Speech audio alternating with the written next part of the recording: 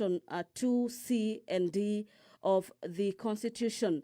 The Honorable Member for Kibwezi has listed charge number 2 as gross violation of Articles 147, subsection 1, 152, subsection 1 of the Constitution, where he claims the Deputy President has been undermining the President and the Cabinet and the effective discharge of the national government, which is the executive mandate.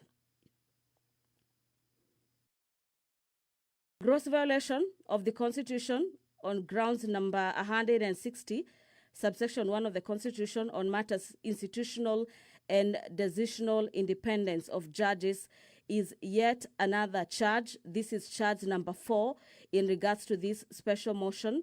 Charge number 5 pertains the gross violation of Articles 3, subsection 1 and Articles 148, subsection 5A of the Constitution on the fidelity of the oath of office.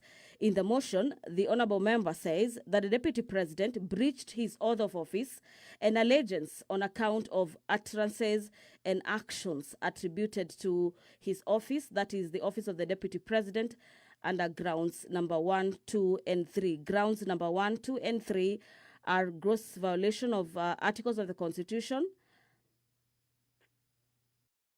and charge number 3 is in regards to the gross violation of Articles 6, subsection 2, where the member says that under the 4th schedule of the Constitution, the Deputy President has been undermining devolution.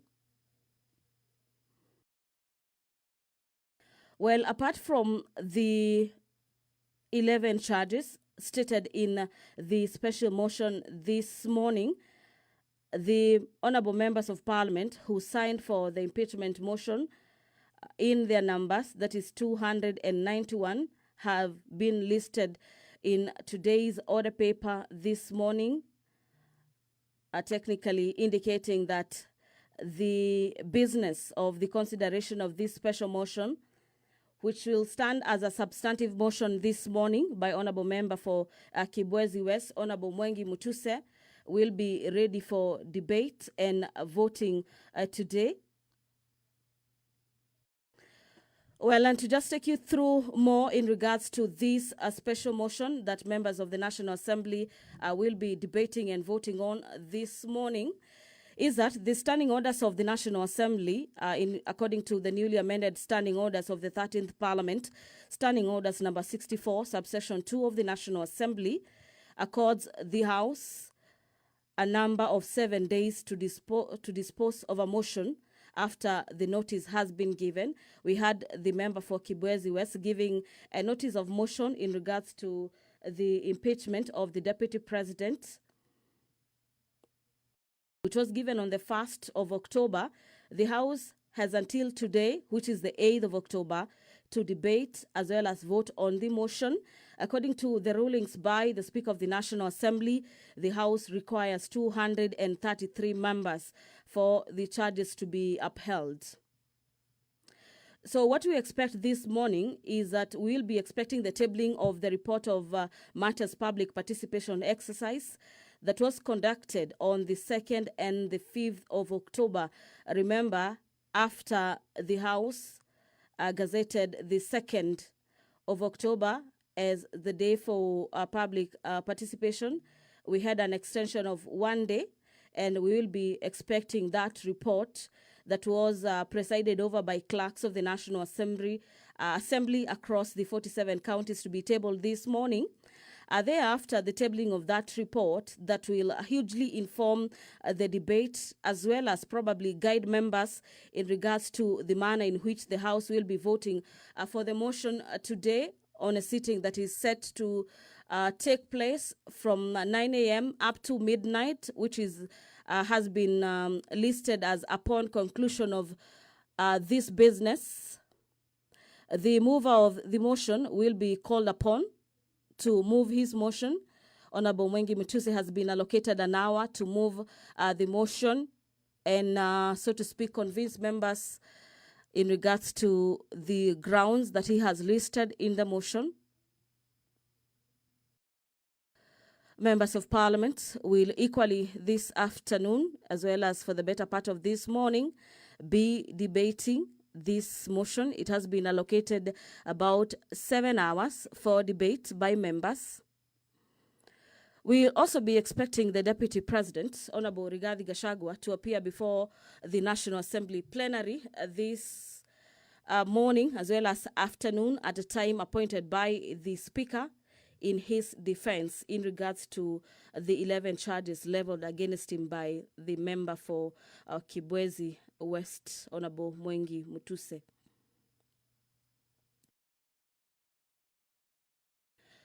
By the end of business today or before midnight, the House will have decided on the fate of this motion. We require about 233 members to vote to uphold the charges for the impeachment, and under Articles 145 and 150 of the Constitution, if the motion is supported by 233 members of the National Assembly, the Speaker of the National Assembly, Honorable Moses Wetangula, will then communicate in regards to the upholding of the impeachment of the Deputy President to the Speaker of the Senate within 2 days. And in the event that the motion does not meet the required threshold, that is 233 members of the National Assembly, then the motion stands defeated and the Deputy President of the Republic of Kenya continues to hold office. We are awaiting for the business of the National Assembly to commence any moment from now to consider the impeachment motion against the Deputy President of the Republic of Kenya. And in the event that this motion is upheld today, that is before midnight, and the Speaker of the National Assembly communicates to the Senate Speaker, Honorable Amason Kingi, in regards to the decision by the House to impeach the Deputy President, the Speaker of the Senate, in regards to the Constitution and the standing orders of the Senate, is expected and must convene a sitting of the Senate within 7 days of receiving the resolution of the National Assembly. And after convening a sitting of the Senate, the House must decide either to establish an 11-member committee or to investigate the charges facing the Deputy President under plenary, where all the 67 senators will be hearing the matter in plenary before voting. Similarly, as in the National Assembly, where the Deputy President, Honorable Rigathi Gachagua, will today be expected to appear in his defense and convince the members of the National Assembly as to why the grounds listed in the special motion do not hold any water. In the event the House upholds his impeachment or votes to impeach him, the Deputy President will equally be expected to appear yet again at the Senate to convince senators as to why the House should not uphold his impeachment by the National Assembly. In regards to the Constitution of Kenya and the House standing orders, the Senate must conclude the investigation, hearing and voting on matters impeachment yet again within 10 days after it is convened and has received a resolution from the National Assembly. At the Senate, we will be needing at least 45 senators to vote in favor of the impeachment motion for any of the charges to be upheld, for the Deputy President to cease from holding office. But that will be a matter of wait and see to see if indeed this motion that has 11 grounds listed as the grounds for impeachment will be making its way to the Senate after the House votes to impeach the Honorable Deputy President Rigathi Gachagua, or if indeed the matter will be resting today if the House fails to attain the required number of 233 members.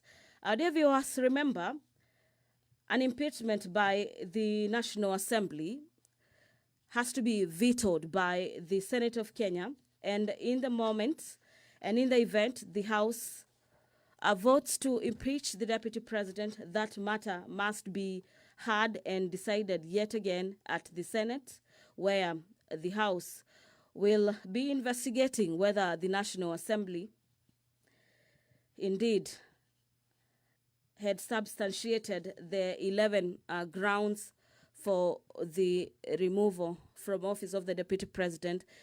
Now it is upon the Honorable Member for Kibwezi West, Honorable Mwengi Mutuse, as well as his witnesses, to convince the House that his 11 grounds really do hold water and the Deputy President really has committed an offense or offenses that, so to speak, warrant an impeachment.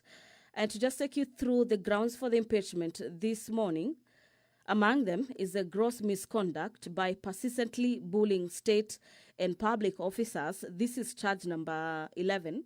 Charge number 10, Honorable Mwengi Mutuse has accused the Deputy President of gross misconduct by openly or publicly insubordinating the President, who is the head of state and government. That the Deputy President has shown gross misconduct that is incapable with the high calling and dignified state of the office of the President, and equally having served as a member of the Cabinet and a member of the National Security Council. According to the move of the motion, the Deputy President, Honorable Rigathi Gachagua, has publicly attacked and undermined the work of the National Intelligence Service and its offices and officers.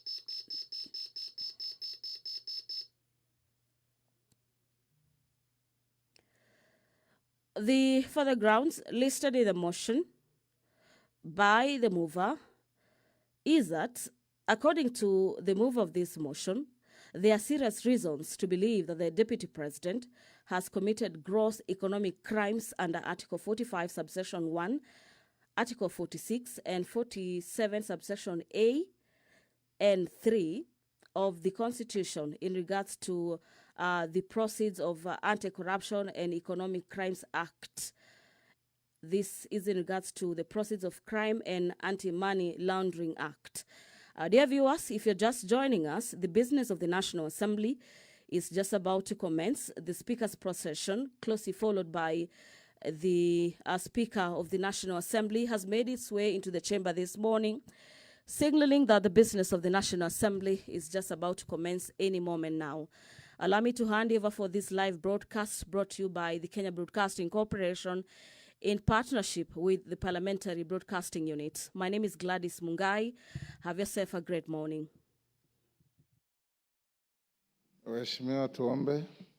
Ewe Mwenyezi Mungu, ambaye kwa hekima na wema wako umetoa nyadhifa za viongozi na mabunge kwa ustawi wa jamii na utawala wa haki wa wanadamu. Tukusihi utazame kwa neema nyingi sisi watumishi wako ambao wameridhika kutuita ili tutekeleze shughuli muhimu za jamhuri yetu. Tunakuomba uteremshie baraka zako sisi tuliokutanika hapa, na utujalie tuyatende na kufikiria mambo yote yatakayofikishwa mbele yetu kwa njia ya haki na uaminifu, ili utukufu na sifa zako siendelezwe, na ili kustawisha amani, ufanisi na heri ya nchi yetu na wale ambao haja zao umezikabidhi mikononi mwetu. Amen.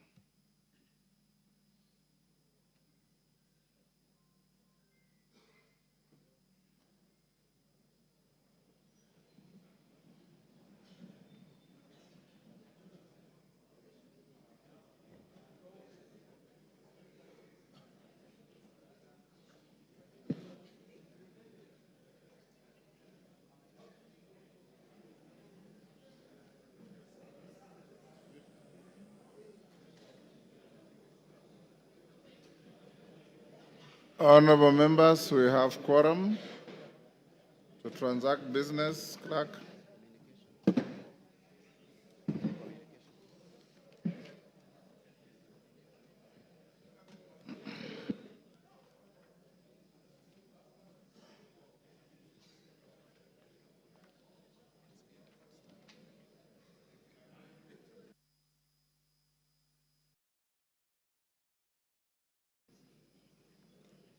Order number 1, administration of oath. Order number 2, communication from the chair. Take your seats.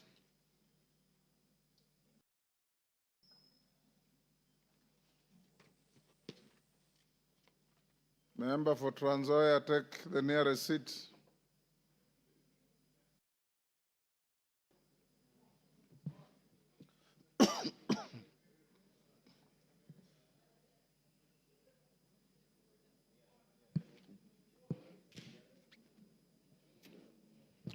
Honorable members, I have a short communication in relation to the motion for the removal from office by impeachment of His Excellency GACHAGUA, EGH, as the Deputy President of the Republic of Kenya.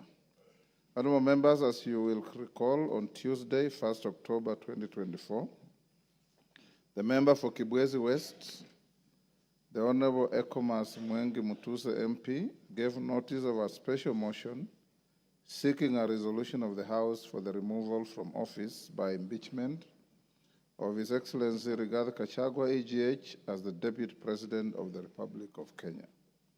Thereafter, upon consideration of the notice, the House Business Committee, at its sitting of the same day, resolved inter alia that the sitting of Thursday, 3rd October 2024 be suspended, which it was, that in the intervening period, the Clerk of the National Assembly collects and collates public views on the proposed impeachment on Friday, 4th October 2024.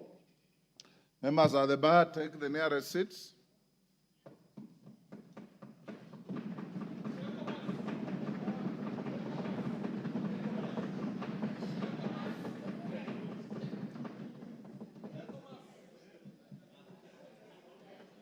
Take the nearest seat. Okay. That a procedural motion be moved to provide for the speaking time during the debate on the special motion, and that consideration of the special motion be undertaken today, Tuesday, 8th October 2024. Honorable members, as you are aware, public participation sessions were held on 4th and 5th October 2024 in all constituencies. I also note that the public participation exercise, which commenced on 2nd October 2024 with the invite to members of the public to submit views, included the collection of physical and electronic views, some of which were submitted by Kenyans in the diaspora. Whereas the earlier directive by the House Business Committee had intended to centrally collect views from all constituencies at identified locations in each county, in keeping with the orders of the High Court sitting in Kerugoya dated 4th October 2024, the collection of views was extended to 5th October 2024 to include all 290 constituency offices and the 47 county women representatives offices, being offices under the Parliamentary Service Commission.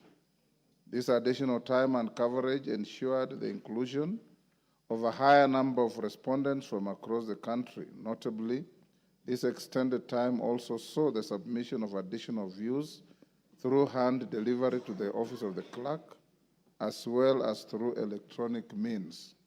Honorable members, on behalf of the House Business Committee and indeed on my own behalf, I wish to appreciate you for your support during the public participation sessions and commend you for your conduct during the exercise.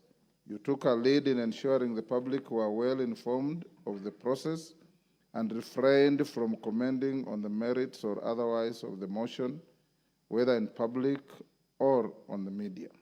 This is how it is supposed to be. Contrary to media reports on the general absence of members in the various venues at which public participation was conducted, I wish to clarify that the absence was in keeping with the requirements of the standing orders. Having said that, honorable members, I wish to inform you that the views collected during the exercise have since been collated and compiled into a report which was noted by the House Business Committee at its meeting held yesterday, 7th October 2024. The House Business Committee has designated the Honorable Millie Odhiambo Mabona MP, one of its members, to table the report on its behalf under Order Number 5.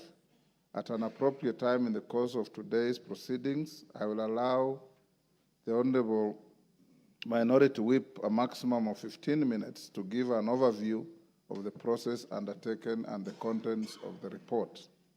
It's expected that as the House debates the motion, members will take into consideration the views of the public as expressed between 2nd and 5th October 2024.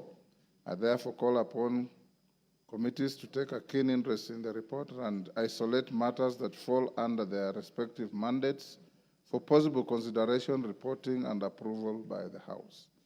Honourable members, may I remind the House of the resolution on the limitation of time as resolved on Wednesday, 2nd October 2024.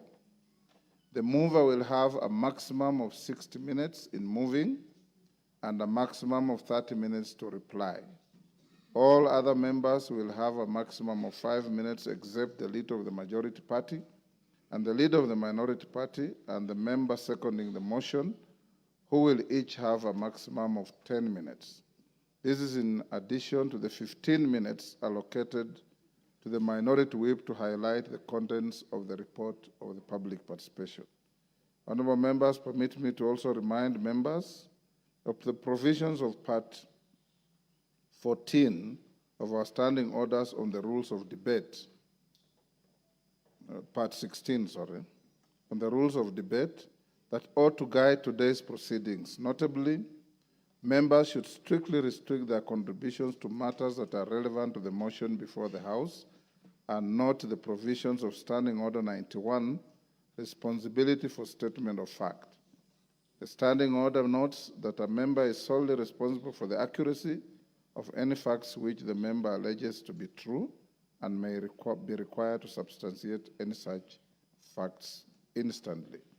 Additional only members will recall that ordinarily Standing Order 95, closure of debate, and Standing Order 96, adjournment of debate, allow a member to hasten the conclusion of a debate on a motion or delay the conclusion of a debate on a motion, respectively. However, these two standing orders do not apply with respect to the consideration of a special motion, such as the one that is before the House today. I will therefore not entertain any call for the mover to reply or any dilatory motion to be moved until the debate scheduled for today is concluded. Honourable members, I'm sure that you are all aware of the rules of natural justice which require that no person should be condemned unheard. This rule is embodied in our Standing Order 67B2, right to be heard, and pursuant to this standing order, I will accord the Deputy President and or his representatives that opportunity to be heard at 5 p.m. for a maximum of period of 2 hours. Thereafter, the mover will be called upon to reply, following which the House will proceed to vote on the special motion. Further to the communication issued on 1st October, I need to not gainsay the need for the House to conduct itself in the most decorous fashion during today's proceedings. For the best use of the time allotted to members' contribution to the motion, I urge that each member be listened to without interruption. Honourable members, as we commence today's proceedings, permit me to note that I'm aware that yesterday, the Deputy President of the Republic of Kenya held an interview with the local media in which he laid out his defense to the special motion before the House. Whereas Standing Order 85 prohibits members of this House from anticipating debate of a motion for which notice has been given, the Standing Order, when broadly interpreted, also extends to non-members, especially persons affected by such motions. Noting that the special motion is scheduled for debate and voting today, I believe that the Deputy President ought to have exercised restraint and refrained from holding the press interview. It is noteworthy that the Deputy President has been given an opportunity to appear before this House to make his response to the motion in accordance with the rules of natural justice. Be that as it may, I will not wear the hat of a judge on this matter, but permit me to put it on record that the conduct was, to say the least, abhorrent, and decided conduct in the light of the proceedings scheduled to commence the House. The House is accordingly guided and will now move to the next business. Members, take your seats.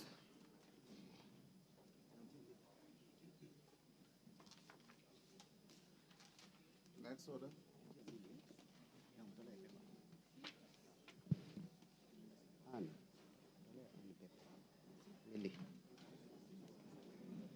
Order number 3, messages. Order number 4, petitions.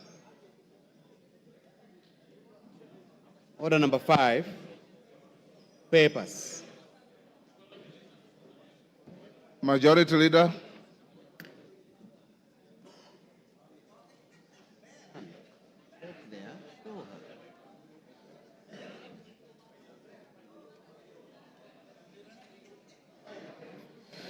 Thank you, Honorable Speaker. I beg to lay the following papers on the table of the House today, Tuesday, 8th October 2024, morning sitting. 1, special audit report of the Auditor General on illicit financial flows in Kenya. Focus on management of tax exemption on public infrastructure projects by foreign companies for September 2024. 2, annual report and financial statements of Kenya Civil Aviation Authority for the year ended 30th June 2023. 3, the annual report of the National Police Service Commission for the financial year 2023 to 2024. 4, the audited financial statements for the year ended 30th June 2024 from the Central Bank of Kenya. And 5, reports of the Auditor General and financial statements for the year ended 30th June 2024 and the certificates therein in respect of the following. 1, the Retirement Benefits Authority, and 2, the Insurance Regulatory Authority. Thank you, Honorable Speaker. Thank you, order. Members, reduce the levels of conversation. Minority Party Whip, the Honorable Millie Odhiambo.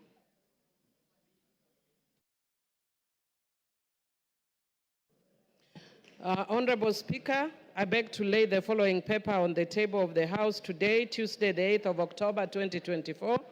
Report of the public participation on the proposed removal from office by impeachment of His Excellency Rigathi Gachagua, EGH, the Deputy President of the Republic of Kenya.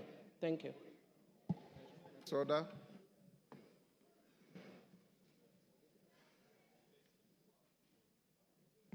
Order number 6, notices of motion. Order number 7, questions and statements. Order number 8, special motion, proposed removal by impeachment of His Excellency Rigathi Gachagua, EGH, Deputy President of the Republic of Kenya. Honorable Mwengi Mutuse Ekomas, you may take the floor.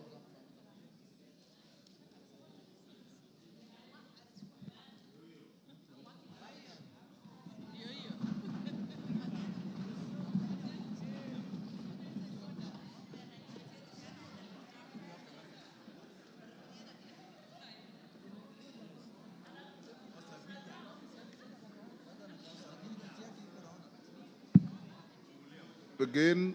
Can the majority and minority leaders approach the chair?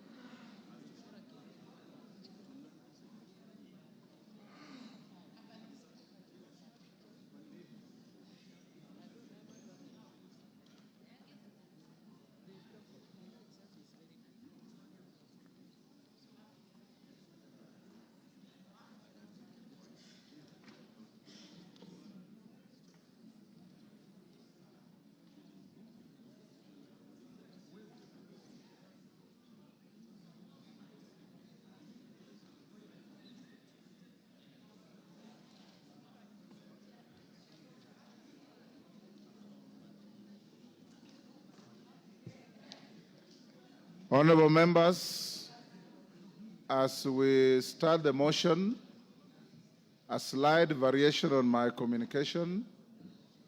The majority leader and the minority leaders in the House will prefer to speak immediately after the subject of the motion speaks, before the mover is called upon to reply.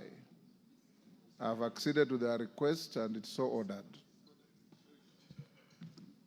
Thank you, Mr. Speaker, for the opportunity to move the special motion on the impeachment of the Deputy President of the Republic of Kenya, His Excellency Rigathi Gachagua.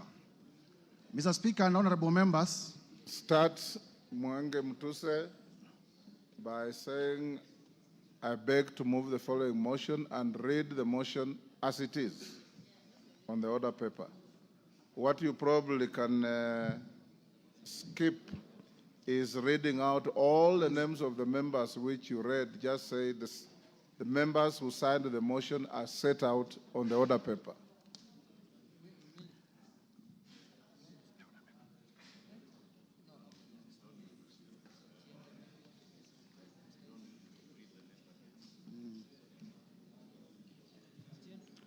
Thank you, Mr. Speaker. I beg to move the following motion, that pursuant to the provisions of Article 145 and Article 151B and 2 of the Constitution and Standing Orders number 64 and 65, the House resolves to remove from office by impeachment His Excellency Honorable Rigathi Gachagua, EGH, the Deputy President of the Republic of Kenya, on the following grounds. 1, gross violation of Articles 10(2)(a), B and C, Article 27(4), Article 73(1)(a), and Article 2B, Article 75(1)(c), Article 29(2) of the Constitution, and Article 147(1) as read together with Article 131(2)(c) and D of the Constitution. That His Excellency, the Deputy President, has persistently made utterances threatening to discriminate, exclude, and unlawfully deny sections of the people of Kenya and regions of the Republic of Kenya equal opportunities for public service appointments and allocation of public resources. Ground number 2, gross violation of Articles 147(1) and 152(1) of the Constitution by undermining the President and the Cabinet and the effective discharge of national government's executive mandate.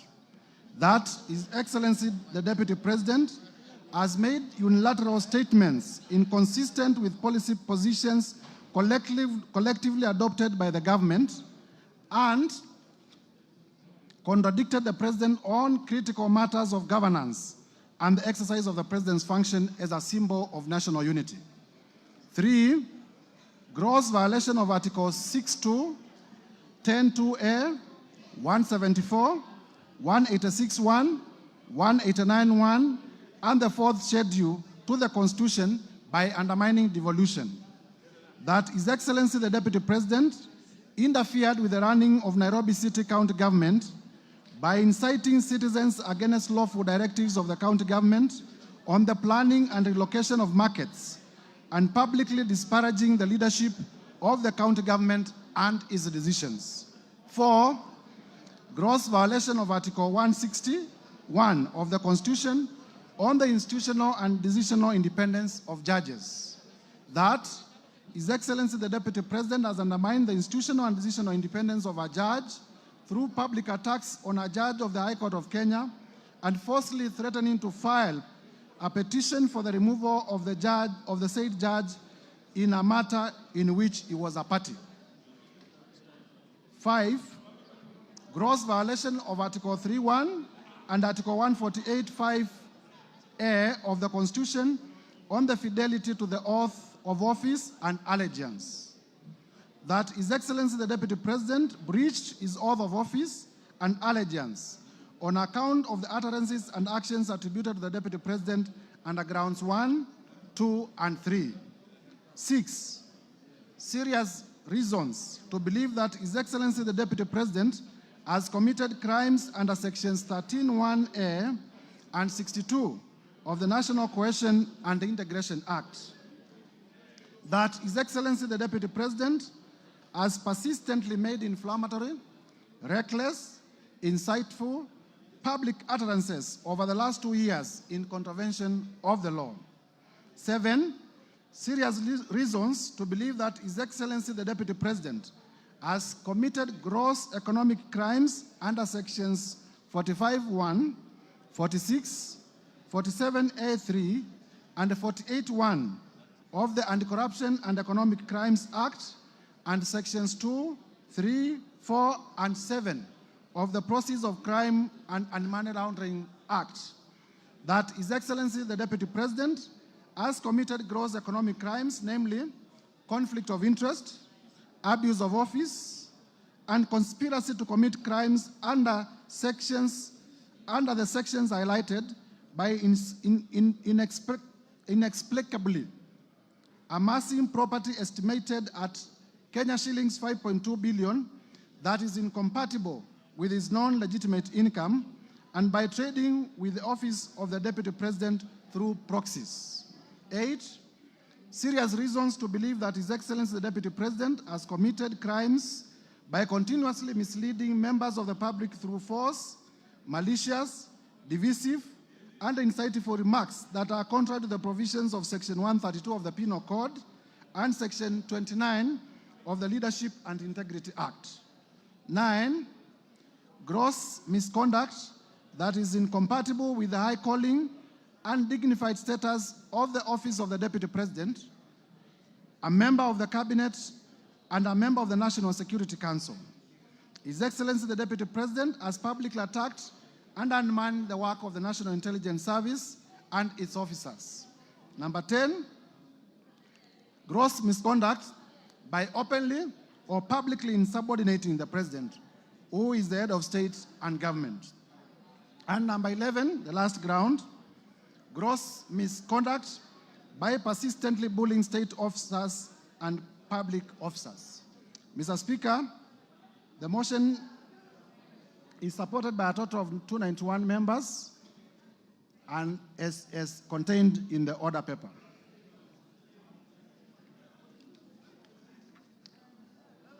Mr. Speaker,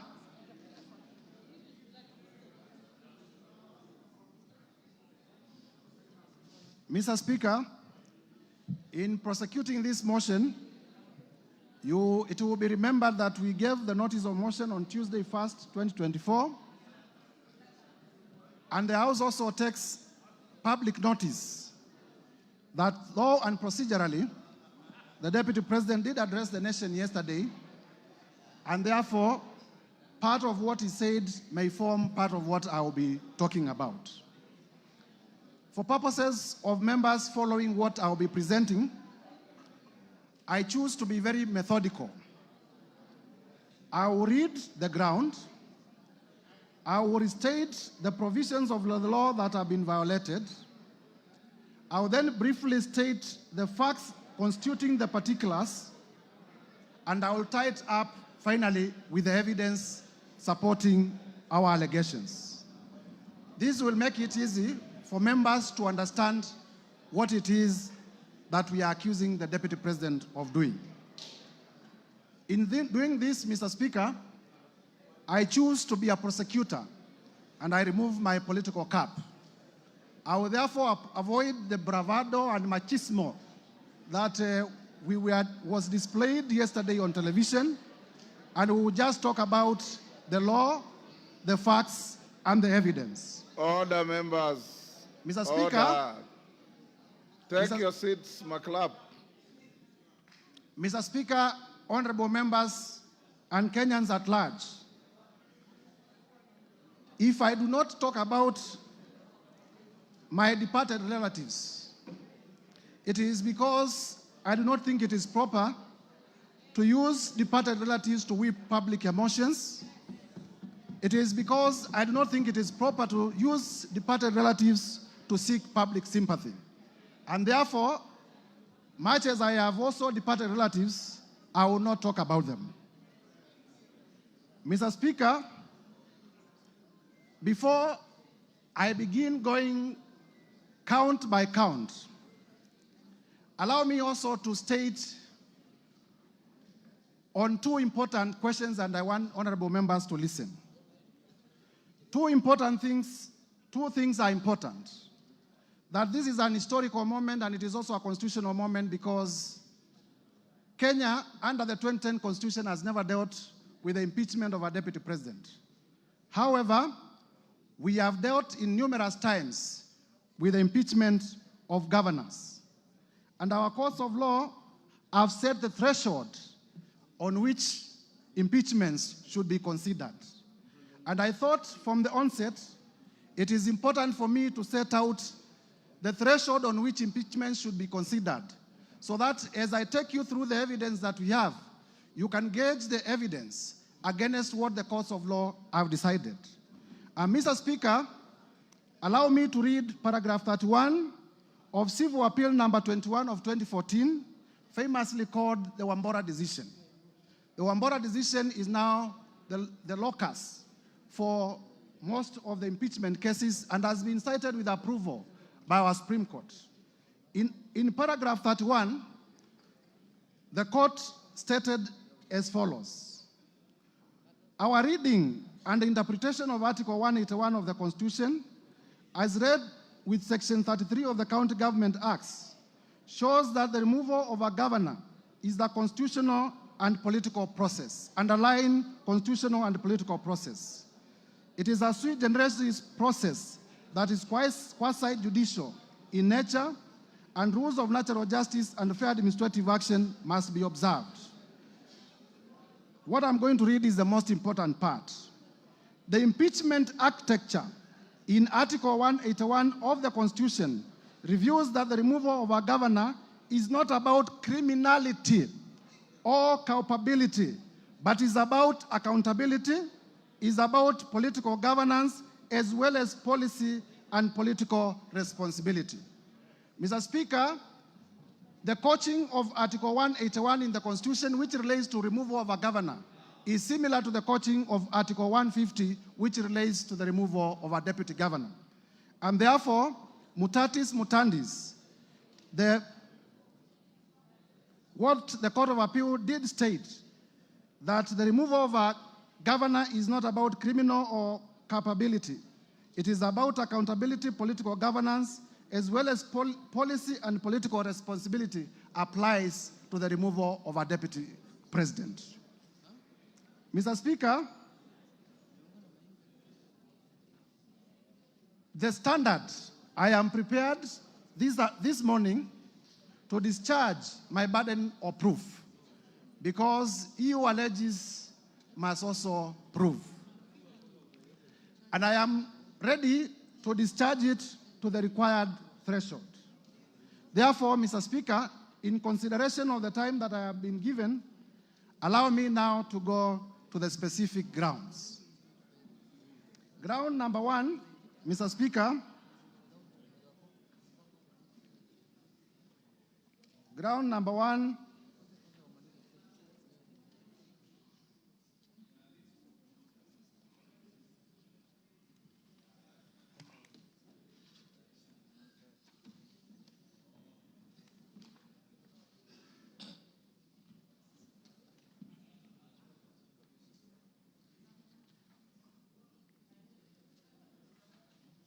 briefly. On ground number one, Mr. Speaker,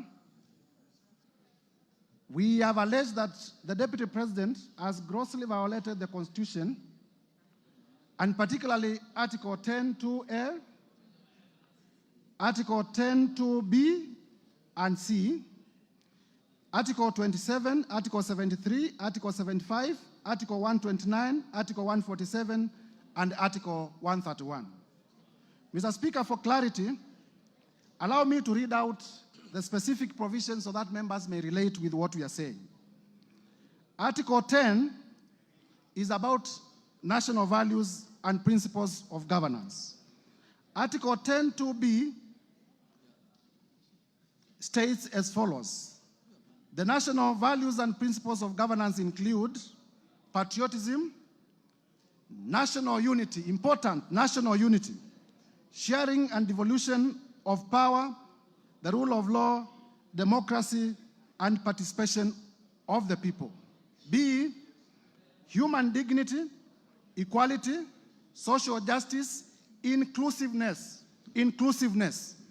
Underline the words national unity and inclusiveness. C, good governance, integrity, transparency, and accountability. Mr. Speaker, we have also alleged that the Deputy President has breached Article 27 of the Constitution. Article 27 of the Constitution is about equality and freedom from discrimination. In particular, the Article 27(4) states as follows: the state shall not discriminate directly or indirectly against any person on any ground, including race, sex, pregnancy, marital status, and so forth and so forth. Important, the state shall not discriminate. Mr. Speaker, we have also alleged that the Deputy President has breached Article 73(1) of the Constitution. In particular, Article 73(1) is on leadership and integrity, and it speaks to the authority that is assigned to a state officer. And it states as follows: Article 73(1)(a), that the authority assigned to a state officer is a public trust to be exercised in a manner that is consistent with the purposes and objects of this Constitution. Article 73(2)(b) states that the guiding principles of leadership and integrity include objectivity and impartiality in decision making, and in ensuring that decisions are not influenced by nepotism, favorism, underline favorism, other improper motives or corrupt practices. Mr. Speaker, we can go on and on to demonstrate in Article 75,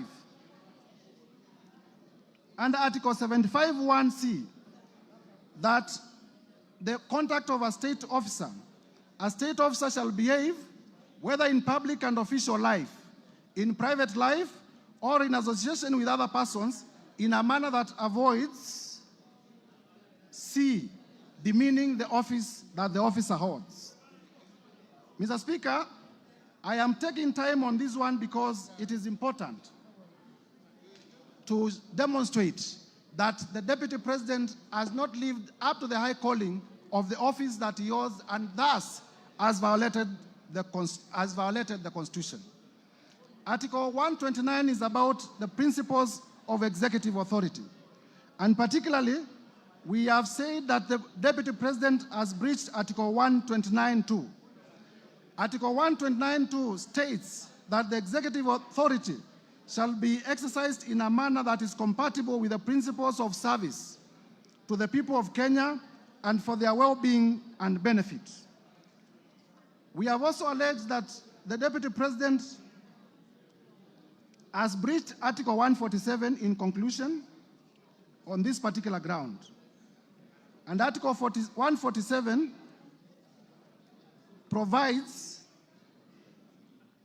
is about the functions of the Deputy President. And it provides that the Deputy President shall be the principal assistant to the President and shall deputize for the President in the executions of the President's functions. Article 131 is the one that provides for the authority of the President. And under 131(2), it provides as follows: that the President shall A, respect, uphold, and safeguard the Constitution, and C, promote and enhance the unity of the nation. Promote and enhance the unity of the nation. Mr. Speaker, It is our allegation that on numerous occasions in the last 2 years, the Deputy President has used divisive language. He has described the Kenya government as a company. He has described the Kenya government as a shareholding company, where it is only the shareholders of the company who should benefit. And it is our contestation that that particular shareholding language contradicts and contravenes and violates all the provisions of the Constitution that I have highlighted above. Mr. Speaker, the Constitution does require, even at the preamble, recognizes that Kenya is a multi-ethnic society. We have about 44, I think 45 ethnic groups in this country, big and small. And all of them are recognized by our Constitution, and all of them need to enjoy their equal rights. And the Deputy President has consistently told Kenyans in several places of this country that some will benefit from government and others will not benefit from government. Mr. Speaker, I need not waste a lot of time prosecuting this point, because those of you who listened to the Deputy President yesterday, he did admit that he has been using the shareholder and company language against Kenyans. The only thing that he did, and when there is an admission by the accused person, the prosecution does not need to prove a point. And therefore, I will be urging members of this House to find that this allegation is proved, and to find that the Deputy President indeed did admit that he has been using the shareholder language, only that for the first time, and this is important, Mr. Speaker, for the first time, the Deputy President did, while admitting, he said that he has been referring to the shareholder company language in reference to coalition agreements. The evidence that I'm going to present shortly will demonstrate that he has never, in his utterances in the last 2 years, talked about coalition agreements or power sharing deals that were signed before the election among the Kenya Kwanza political formation. He has been talking directly to communities. He went to Kajiado. He told the people of Kajiado that they do not have shares. He went to Kitui during a church service at AIC Kitui, and he told the people of Ukambani that they should not even be having a cabinet minister in government. He went to Bungoma and told the people of Bungoma that they have had too many appointments in government and the votes they brought are not equivalent to the votes they brought. He went to Nandi and told the people of Nandi that they are a major shareholder and they will benefit more than others in this government. And he has been using the language in direct reference to communities, not to political party formations. Mr. Speaker, without belaboring this point, allow me now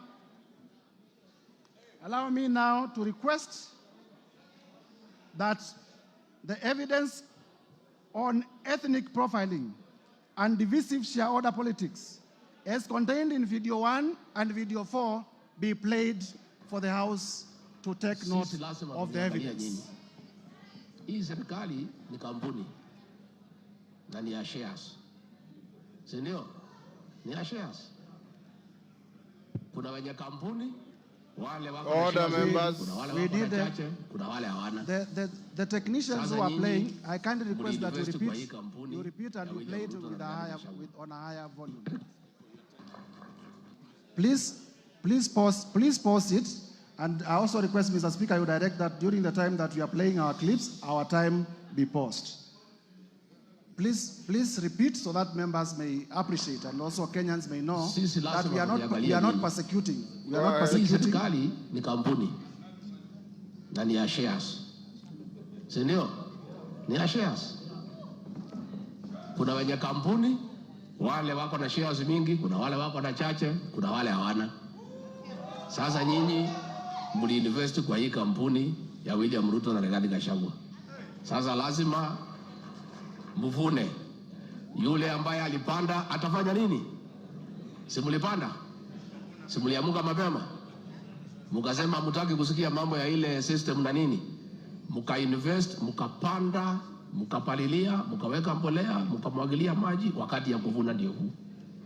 Na itakuwa namna hiyo. Najua wengine wananikashifu ati mimi nasema ati wale walipanda wavune kwanza. Iko makosa? Iko makosa?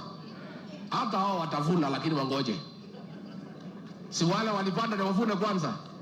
Wakishavuna wavune, ile tabaki kidogo, wale wakupanda waingie, watafute huko nini ile itapatikana, wachukue wakwende. Si iko namna hiyo? Na itakuwa namna hiyo. Ndio watu wakipiga kura waelewe hii kura tukusema nini. Hii kura iko na maana. Nyinyi hamwezi piga kelele huko, mpige kelele. Mnasema William Ruto ni bure, hawezi, mnaita majina, alafu akipata, akigawa, mnapiga laini atibuko pale mbele. Ati mnataka mpite wale walisema anafaa atibukue pale mbele. Inawezekana? Mimi kazi yangu pale kwa Ikulu ni hiyo. Ni kupanga hiyo laini. Hapo ni kazi mimi napanga hapo. Mimi naangalia kwa laini, nikiona wewe ulipanda, natoa wewe nyuma, napeleka wewe mbele. Mr. Speaker, in the interest of time, I have 14 other videos that the Deputy President is recorded speaking in different parts of the country. Same language, saying that Kenya is a company, and a company belongs to shareholders. It is clear from the clip. I am not the one who made that clip. The person talking in the clip is none other than the Deputy President of the Republic of Kenya. Mr. Speaker, the office of the Deputy President is a national office. The territory of the Republic of Kenya is defined in the Constitution. The territory of the Republic of Kenya is known. The ethnic communities of the Republic of Kenya are all supposed to enjoy benefits from the government. And therefore, I am inviting members of this assembly to find that the Deputy President has breached all the articles of the Constitution as contained in this ground. Mr. Speaker, it needs no gainsaying that divisive ethnic politics are dangerous. You need not look further than the country of Yugoslavia. What ethnic politics did to the country of Yugoslavia. You need not look further than the country of Bosnia. What ethnic politics did to the country of Bosnia. You need not look further than the country of Rwanda. What ethnic politics did to Rwanda. You need not look further than the country of Burundi. What ethnic politics did to the country of Burundi. Until today, they are trying to reconfigure their state. You need not look further than Sudan. What ethnic politics have done to the good Republic of Sudan that was once a stable state. You need not look even further than the country of Nigeria. Mr. Speaker, Ethiopia. Mr. Speaker, our own country, Kenya, 2007, we experienced post-election violence. You would remember that in 1992, there were clashes in Molo. And Mr. Speaker, character is important in evidence. The Deputy President, there is evidence to show that during the post-election clashes in Molo, he was a district officer in Molo. Character is very important in deciding evidence and in persuasion. Mr. Speaker, in 1992, there were clashes in Likoni, and our tourism has never recovered. Mr. Speaker, we need not go that direction again. And a person occupying the high office of the Deputy President, if they want to take Kenya in that direction, the time has come for the National Assembly to stand on its feet to defend the Constitution and to impeach the Deputy President. So that even if not on any other ground, for purposes of dividing Kenya, the Deputy President today must be impeached. Mr. Speaker, allow me to turn to my ground two.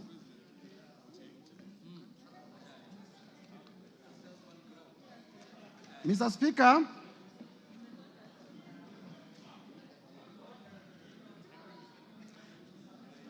on ground two,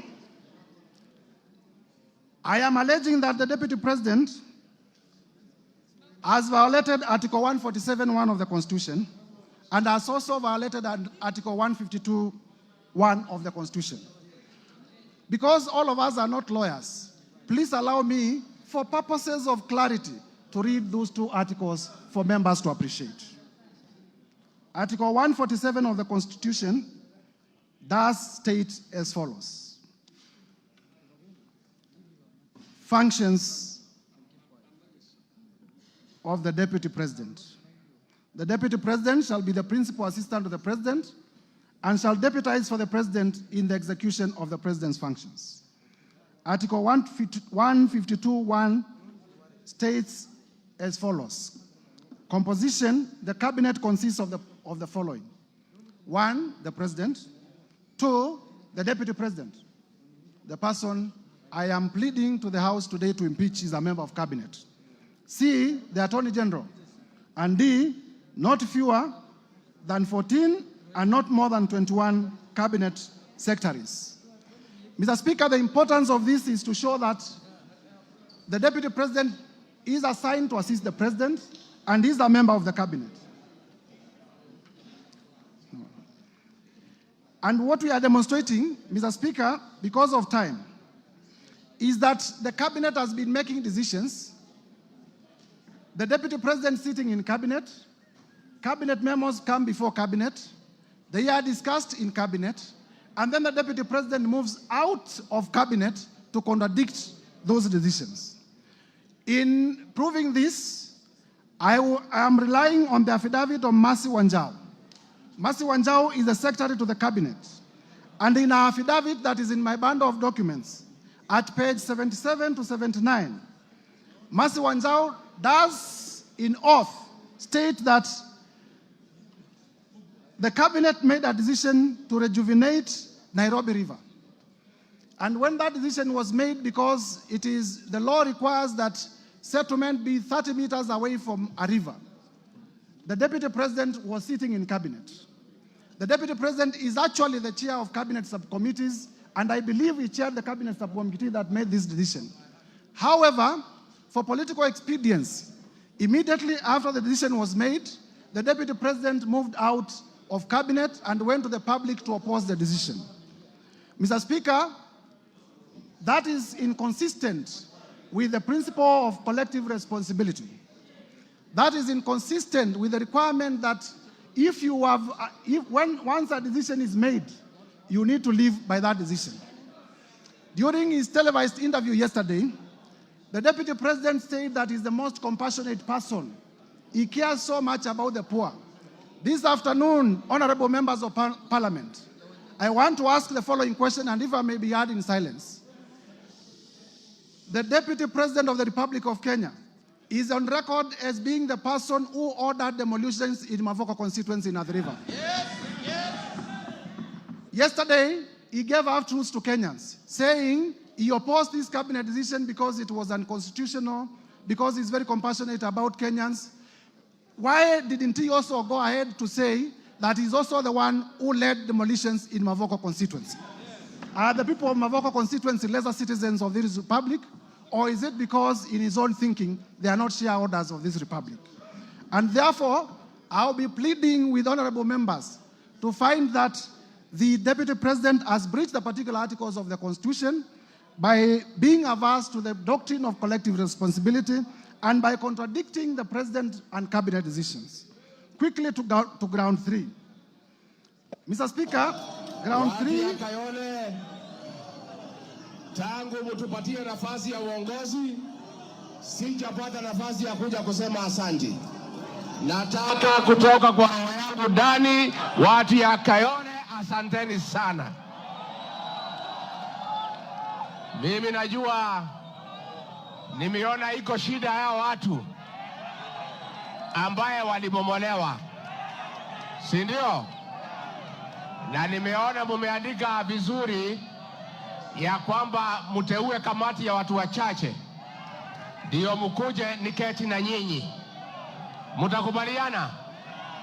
Mimi ningetaka wale watu ambaye walipata shida hii ya ubomoaji, ambaye ni kitu tulikuwa tumeahidi wananchi haitafanyika kwa serikali yetu, mimi ningetaka niwasikize na nitapanga na Mheshimiwa Meja Dong wakuje ndio tukue na nafasi ya kuongea. Tumekubaliana? Tumekubaliana? Tumekubaliana? Mr. Speaker, that is beyond the affidavit of Mercy Wanjau, which is on record, that is a live video depicting the Deputy President contradicting a cabinet decision, a decision which is sat in cabinet in terms of making the decision. I now proceed to ground number 3 because of time. Under ground number 3, Mr. Speaker, the Deputy President has breached Article 62 of the Constitution, Article 10(2) of the Constitution, Article 174 of the Constitution, Article 186 of the Constitution, and Article 189 of the Constitution. Briefly, these articles relate to the functions of county governments and the cooperation with which the cooperation framework between the national and county government.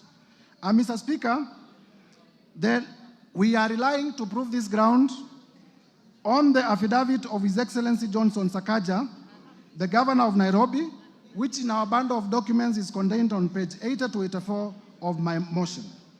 We will also later rely on the oral testimony of Governor Sakaja. And basically what we are saying is that the work of regulating markets is an exclusive function of county governments. And the county government of Nairobi is a government that is independent, but also independent of the national government. And where a function of a county government is independent of the other arm of government, the national government has no mandate at all to interfere in the execution of that document. And in the affidavit of Sakaja, as members would know, Sakaja does state on oath that the county government of Nairobi made a decision to relocate traders from CBD, and the Deputy President, recklessly and without regard to the high office that he holds, went to incite people to obey lawful decisions of the county government of Nairobi, hence undermining devolution. Mr. Speaker, we invite members to find that the Deputy President did breach and violate the Constitution in terms of undermining devolution and in terms of interfering with the running of the city county of Nairobi. Mr. Speaker, allow me now to move to ground number 4. Ground number 4 is about intimidation and vilification of judges, which is contrary to Article 160 of the Constitution. Article 160 of the Constitution speaks to the independence of the judiciary. Mr. Speaker, in our bundle of documents, at page 145 to 163, we have attached the decision of Lady Justice Esther Maina, where the Lady Justice Esther Maina found that 200 million shillings assets of His Excellency Rigathi Gachagua were proceeds of crime, and directed that the same be forfeited to the state. In intimidating the judge, the Deputy President, in a public statement, accused the judge of corruption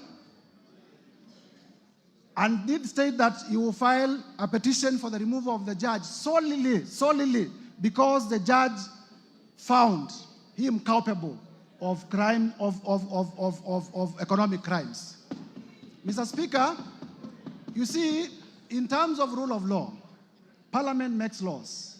The judiciary interprets those laws and makes decisions. Members of Parliament must ask themselves what kind of a country we shall have if a judge makes a decision that does not favor me, then I will resort to personal vendetta against that particular judge. Mr. Speaker, I will be playing shortly a clip where the Deputy President did threaten to occasion the removal of Justice Esther Maina on ground of our finding that he was culpable of money laundering. I request the media team to play the clip in evidence.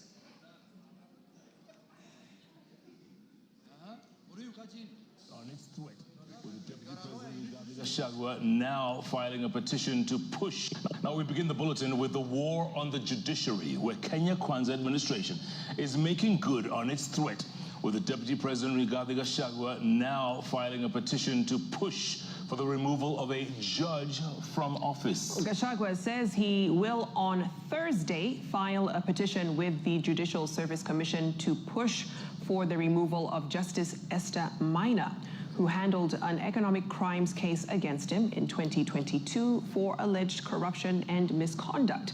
Now, speaking in Iten, where he accompanied President William Ruto for a church service, Gachagua told the Chief Justice to first clean up her house by dealing with pending cases with the Judicial Service Commission. Now, in the sustained onslaught against the judiciary, President William Ruto vowed to deal with unnamed government officers he described as incompetent, saying his administration will slay the corruption monster that has reared its ugly head in various arms of government. Chamitai Goin reports. After Chief Justice Martha Koome invited Kenyans with complaints over the conduct of judicial officers to submit their lamentations to her office, the Kenya Kwanza administration, through Deputy President Rigathi Gachagua, has taken the challenge, with the DP announcing that he will file a petition this week. Amechallenge sisi tutoe ushahidi. I will lead by example. On Thursday, this coming week at 2:15, I will personally present a petition before Lady Chief Justice Martha Koome against Justice Esther Maina for her removal from the judiciary for misconduct and corruption. Mimi mwenyewe nitaongoza because sasa unajua sasa si ametuuliza. Sasa tuko tayari, mimi ndio nitaongoza kwa executive. Gachagua reliving his July 2022 incident where 202 million shillings was seized to the state after Justice Esther Maina ruled the money was proceeds of corruption, having been acquired through dubious means. Huyo judge, through corruption, declared my hard-earned wealth proceeds of crime without giving me an opportunity to be heard. Against the rules of evidence, where he who alleges must prove, we made an application to cross-examine the investigator akakataa kwa sababu anajua there is no case na evidence tuko nayo vile ilifanyika. The Kenya Kwanza Battalion. Mr. Speaker, I will request that we pause the video in the interest of time. In the interest of time, we pause the video. From the utterances, Mr. Speaker, it is clear that the attack on the judge is based on the decision the judge made in performing a constitutional mandate as a judge. It is clear that this is personal vendetta. It is clear that the Deputy President was threatening the judge. It is clear that this is intimidation and an attack on the independence of the judiciary. Mr. Speaker, the Deputy President is a president in waiting. And if he cannot, he's a president in waiting. And if he cannot protect and uphold the independence of the judiciary, that becomes a dangerous man. And he must be impeached for that particular reason.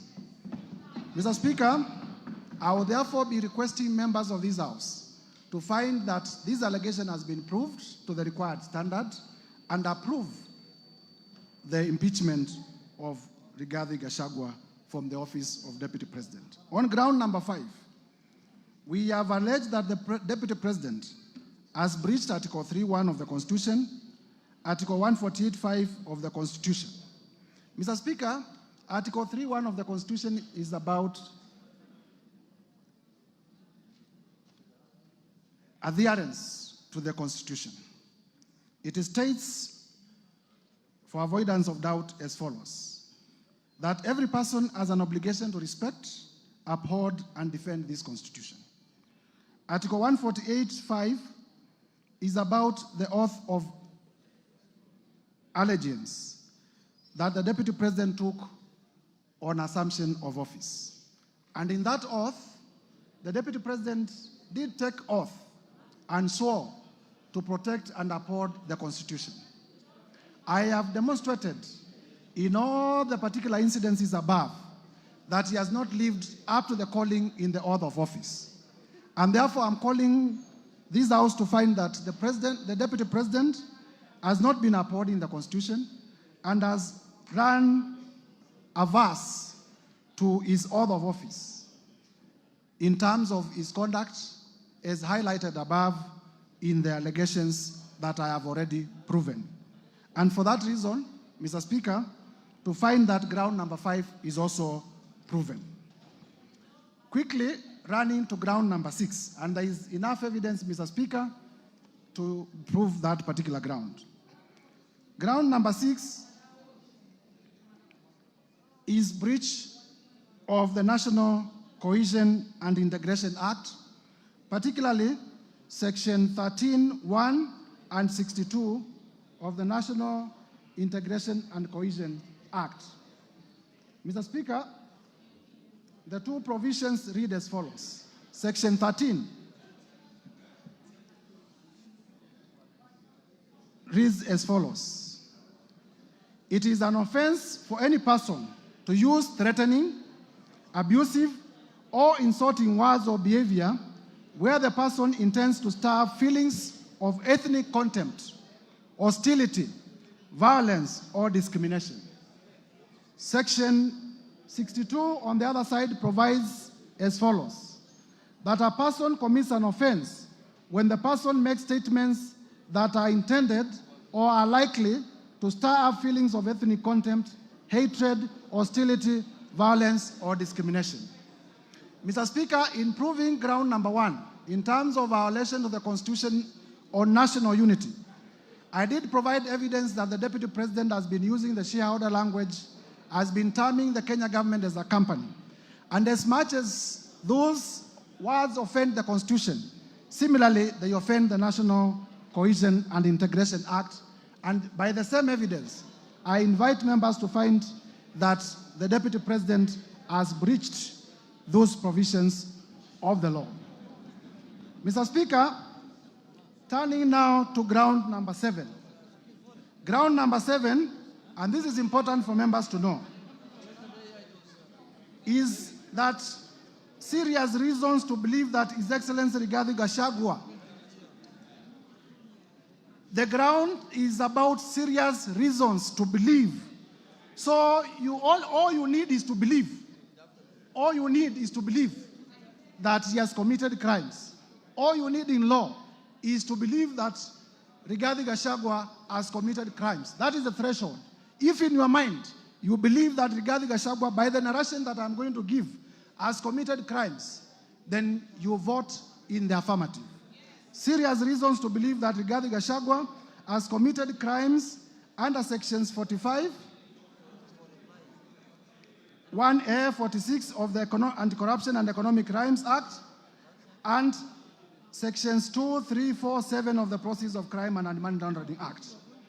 And Mr. Speaker, our allegation here is that the Deputy President, in the last 2 years, has amassed wealth that during the short period that I was able to do research, totals to about 5.2 billion, which is inconsistent with his known sources of income and with his last declaration of income. Mr. Speaker, it will be remembered that during the presidential debate, the Deputy President did declare that he was worth 800 million. It is also known by virtue of the gazettements by the Salaries and Remuneration Commission that he earns $1 million or thereabout per month, and therefore he needs to show where he got the money to amass these properties. The import of my allegation is twofold. Number one, there is what we call unexplained assets under the Anti-Corruption and Economic Crimes Act. And number two, there is money laundering. Mr. Speaker, in my motion, I have listed a total of 22 companies that I believe the Deputy President has been using, number one, to amass, to award himself through conflict of interest, businesses in his office and in government. And number two, to purchase properties using unexplained sources of income. Mr. Speaker, it will be remembered that yesterday during the televised interview, the Deputy President went through all the companies and they did not deny that either of them belongs to him. all he did was to say that he registered some of them before he became deputy president. I am not interested in the time that the companies were registered. I am interested in what the companies have done in the last 2 years.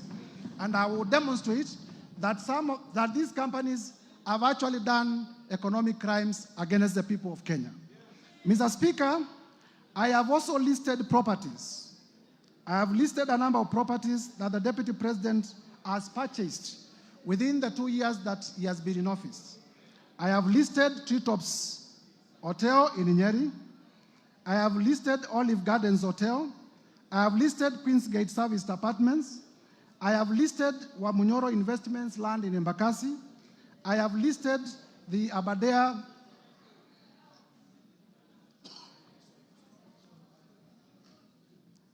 Treetops Hotel, Outspan Hotel, Olive Gardens Hotel, and the Vipingo Beach Resort. Mr. Speaker, you will be told by the defense that some of the properties that I've listed do not belong to Rigathi Gachagua, but they belong to the estate of Nderitu Gachagua. Mr. Speaker, as you listen, please know that this man is not fond of telling the truth.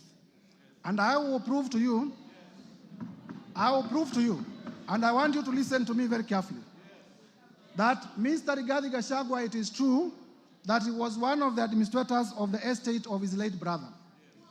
It is easy to hide under the dead because the dead cannot come to give evidence. But also, there are documents.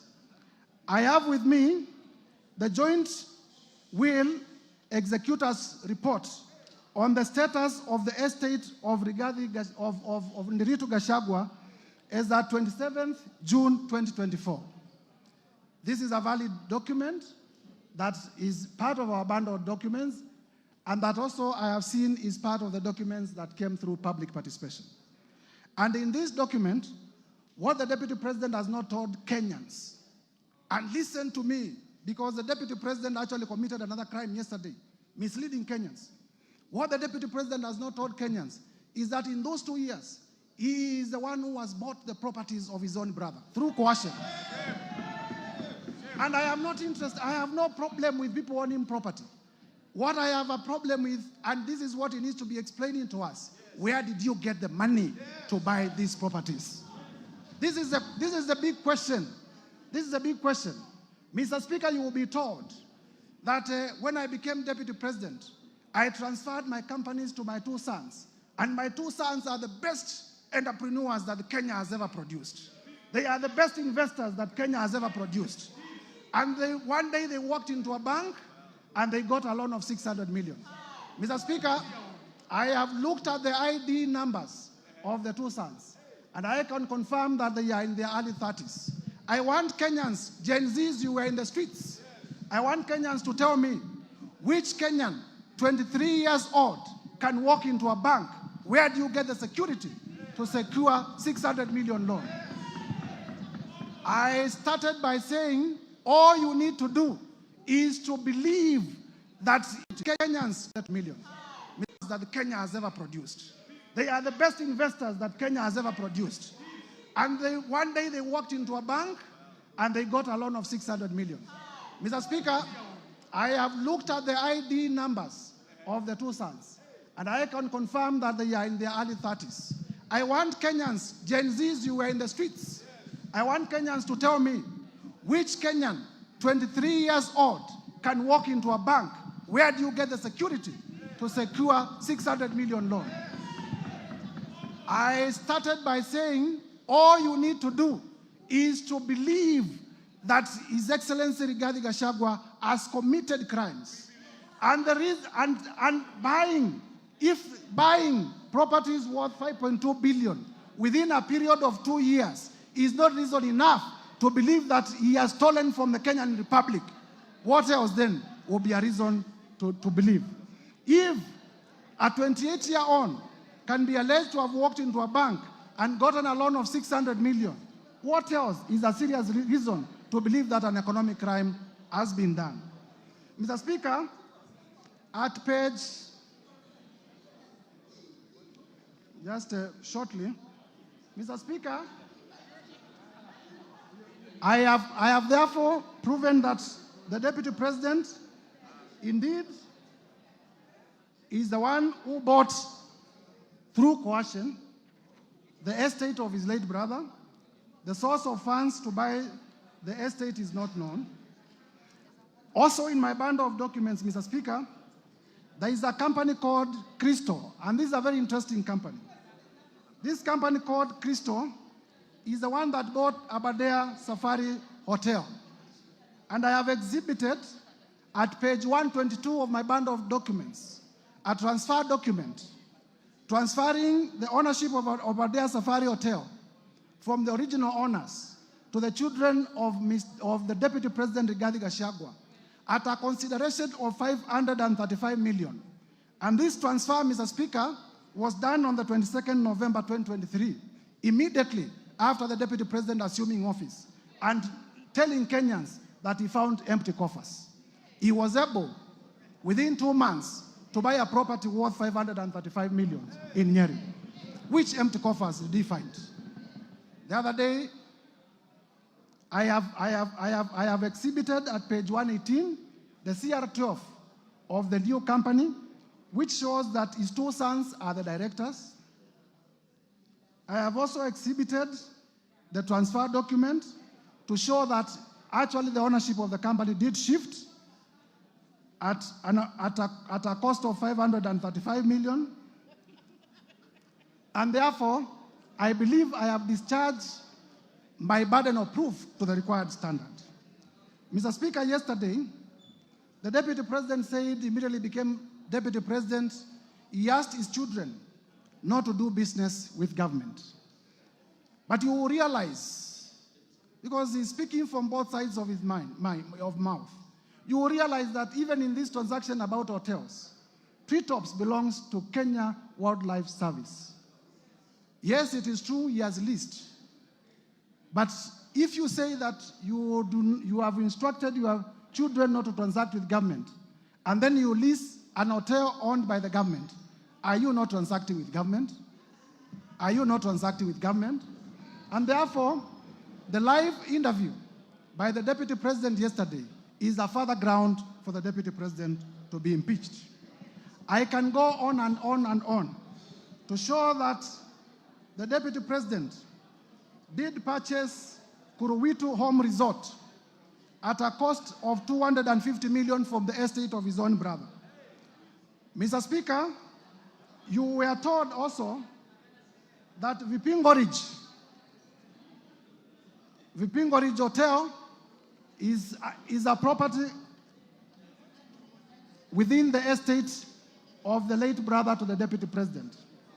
But I have exhibited in my bundle of documents CR12. CR12 is a document that shows the company directors, showing the children of the Deputy President as directors of Vipingo Hotels. The children of the Deputy President are not listed in the will as executors of his estate. So one would wonder, because they are not listed as executors of the estate of Rigathi Gachagua, then where do they come in terms of owning the Vipingo company? It can only be by way of purchase, it can only be by way of money laundering. Mr. Speaker, one other reason why I have provided the 20-something companies and the properties is also to demonstrate character. Some of these companies have not transacted. It is my prosecution theory that these are special purpose vehicles for purposes of money laundering and for purposes of preparation for money laundering. And therefore, one would wonder why the Deputy President would have so many companies that are not active, except for the reason of waiting for a prime day for them to launder resources from government. Mr. Speaker, I have also listed many companies and suspicious transactions where companies were being paid as much as 100 million from the office of the Deputy President. They are paid in the morning, and at noon, they are withdrawing the money in cash. You are aware that under our regulations, you cannot withdraw more than 1 million shillings from the bank. But I have listed in schedules where in a single day, as many as 10 transactions, cash transactions, were being done from monies that had been paid from the office of the Deputy President. These are serious reasons to believe that the monies were being withdrawn for suspicious reasons. And for that reason, Mr. Speaker, I believe I have discharged my burden of proof, and this ground is proven beyond the required threshold, and it should be confirmed as a ground of impeachment. Mr. Speaker, allow me to proceed to ground number 8. Ground number 8 is about breach of Section 132 of the Penal Code and breach of Section 129 of the Leadership and Integrity Act. Basically, these are about misleading the public. Mr. Speaker, on this one, I rely on the evidence of the video in the case of Justice Esther Maina, that the Deputy President did mislead the public that Justice Esther Maina was corrupt, simply because she had made a finding that was against him. Mr. Speaker, I also rely on a video that I'm going to play shortly, that the Deputy President did attack the National Intelligence Service in a televised television interview in Mombasa. Mr. Speaker, in that televised interview, and you will see it shortly, the Deputy President misled the Kenyan Republic on several accounts, which I will discuss after the video has been played. I now request the media team to play the video on NIS in Mombasa.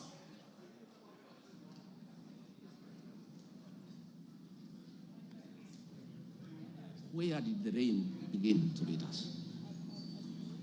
Where did we stop listening to the people? President William Ruto and I were the darling of the Kenyan people. By listening to them, by engaging them.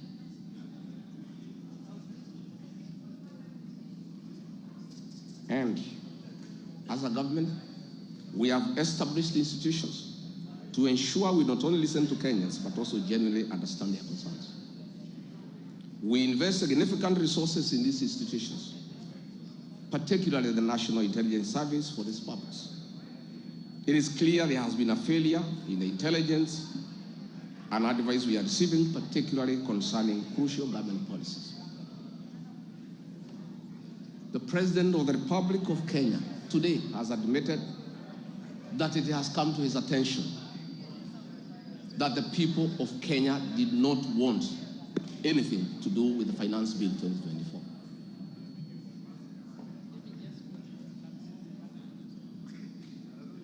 The President has now agreed that we need to listen to the people.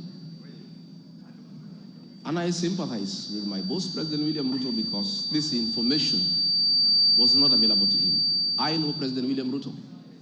Had he known 2 months ago that the people of Kenya did not want anything to do with the Finance Bill 2024, he would not have asked his parliamentary party to push it through.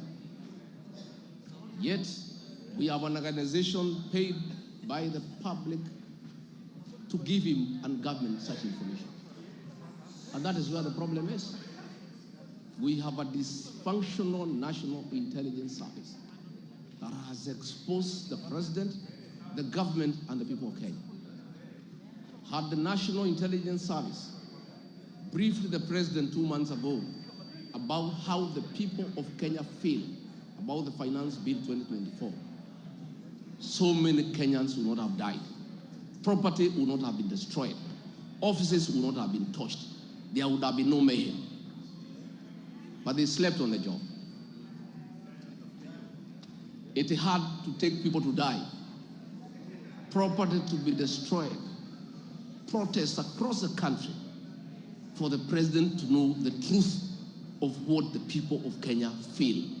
Yet, there is an organization paid for by the public to brief the president and the government about the feeling of the Kenyan people. With the permission, Mr. Speaker, I request that we pause the video. Intelligence Service, because officers of the National... we have already displayed the context. Mr. Speaker, the point I'm making here is simple. That this is the Deputy President of the Republic of Kenya. By virtue of being the Deputy President of the Republic of Kenya, he is also a member of the National Security Council. The NIS is also in membership of the National Security Council. And therefore, the Constitution has provided fora where the Deputy President, in case he has any concerns, he can raise them within the official structures of government.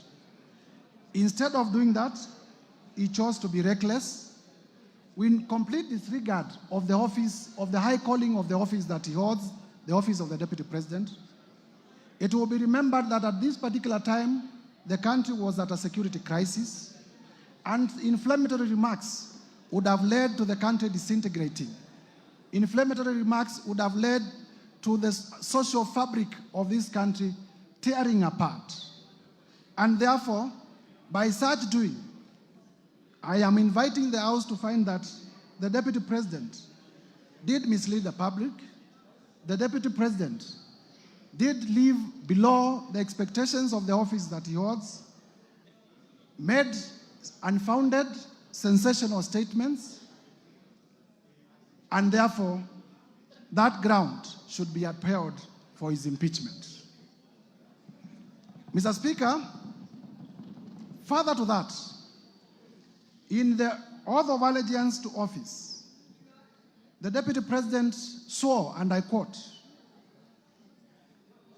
to refrain from directly or indirectly revealing such matters as shall come to my knowledge in the discharge of my duties and committed to my secrecy. Mr. Speaker, as you would notice in that clip, the Deputy President says that he has been told in confidence.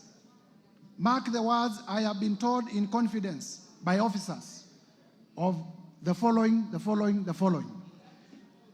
And while aware that he took an oath not to divulge information that comes to him in secrecy, he went ahead and divulged that information. I'll be inviting this House to find that the Deputy President breached his own oath of allegiance to office. And a person who breaches his own oath of allegiance to office is not fit to hold the office of the Deputy President. I therefore urge members to find that this ground has been proven to the required standard and uphold it for impeachment. Under ground 9, Mr. Speaker, on gross misconduct. Gross misconduct has been defined as the dereliction of duty in the Black's Law Dictionary. Gross misconduct has been defined as the dereliction of duty and lawful or improper behavior. Mr. Speaker, we have alleged that the Deputy President did breach Article 151B of the Constitution in his utterances against the National Intelligence Service, and that is incompatible with the high calling, dignified status, and the discretion required of the office of the Deputy President. And because I had laid basis in the foregoing ground, I wish to urge members, using the same evidence that I've adduced above, to also find that ground number 10 is also proven. Ground number 9, that is. On ground number 10, gross misconduct on insubordination. We have the evidence of Mercy Wanjau in the form of an affidavit that cabinet makes decisions and the Deputy President defies.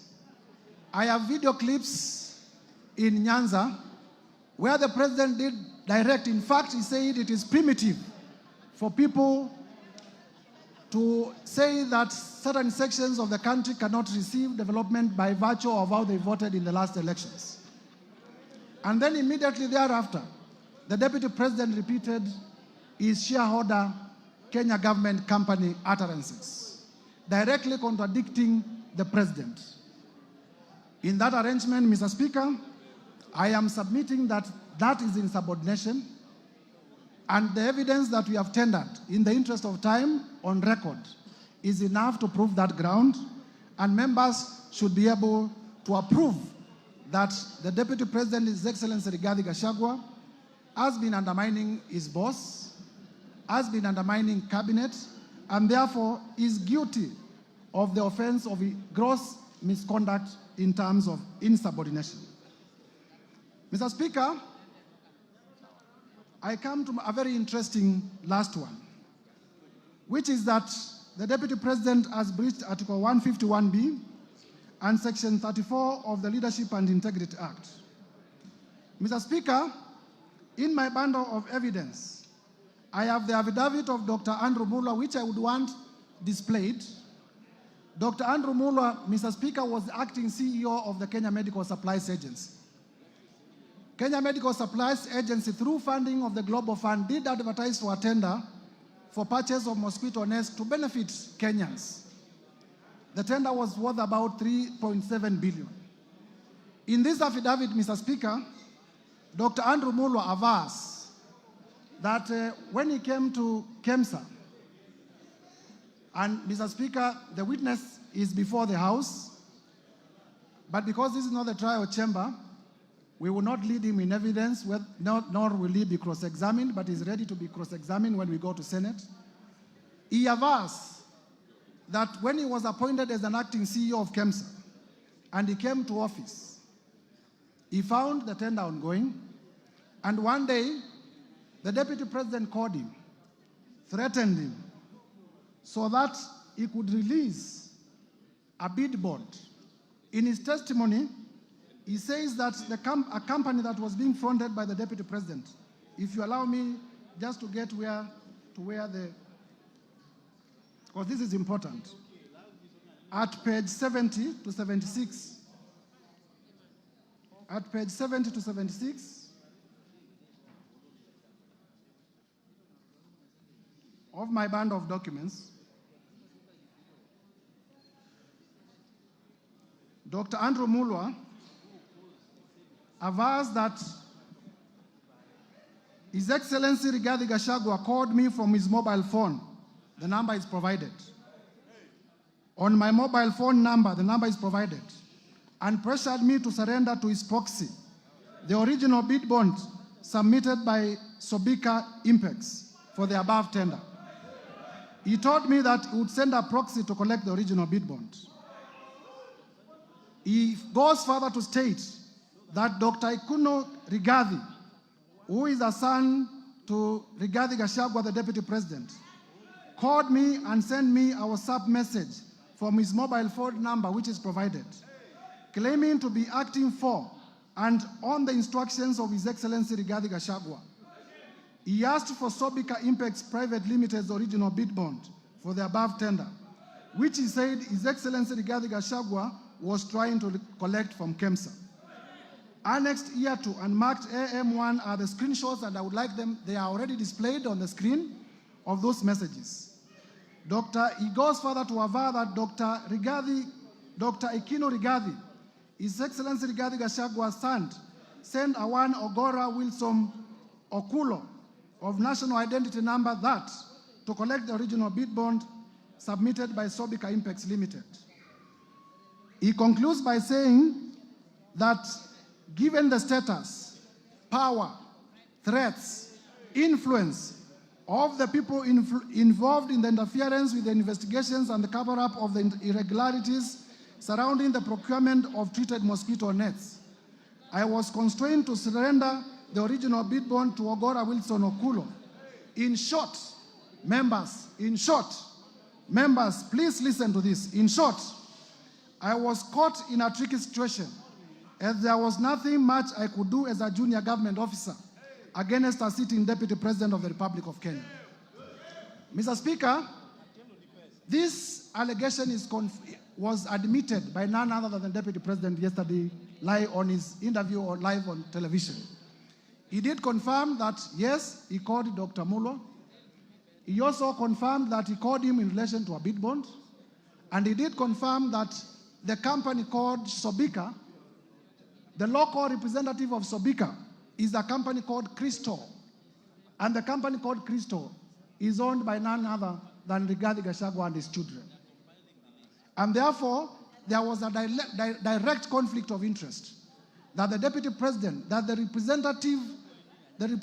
local representative of Sobika, which is an international company registered in India, is a company owned by the deputy president. And the deputy president is making a call regarding a tender to a junior government officer. I wonder how many other calls he has made. But I do not need to belabor this point, because none other than the deputy president himself did admit on live television yesterday that he did make the call. It was in relation to the bid bond, and therefore I urge members to adopt the evidence of Dr. Andrew Mulwa as the truthful and factual evidence, exhibiting that His Excellency Rigathi Gachagua did interfere with the tendering process and also did interfere with the investigation into the same. His Excellency the Deputy President did inform the country falsely that no money was lost.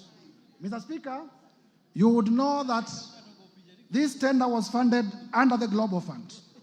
And the Global Fund, through letters that we have exhibited, did cancel this funding. And therefore, the Kenyan people lost up to 5 billion Kenya shillings and as well a relationship with the Global Fund, which is a major partner in our health sector. And therefore, to allege that no money was lost is false, because the Global Fund did cancel the tender, and also it affected our relationship in terms of funding from the Global Fund. And we had to do a lot of diplomatic work, going to WHO, going to Geneva, in order to restore our relationship with the Global Fund. Mr. Speaker, lastly, members, I have rushed through the grounds because of the time allocated. I have endeavored to provide evidence that all the 11 grounds that are proposed for the impeachment of His Excellency Rigathi Gachagua are merited, and there is enough evidence. The work of this chamber is to examine whether prima facie there is a case. The trial chamber is the Senate. And therefore, I want to plead with members of this House. It doesn't matter whether you signed the motion or you did not sign the motion. I have endeavored to persuade each one of you individually that this country requires a serious leadership. And His Excellency Rigathi Gachagua is not part of that serious leadership. I have endeavored to persuade each one of you that this country requires leaders who can respect the rule of law. This country requires leaders who can respect the Constitution. And His Excellency Rigathi Gachagua is not one of them. And therefore, I take this time to implore on each one of you, besides our political persuasions, to realize that we want the best for our country. This is the country that we shall bequeath to our children.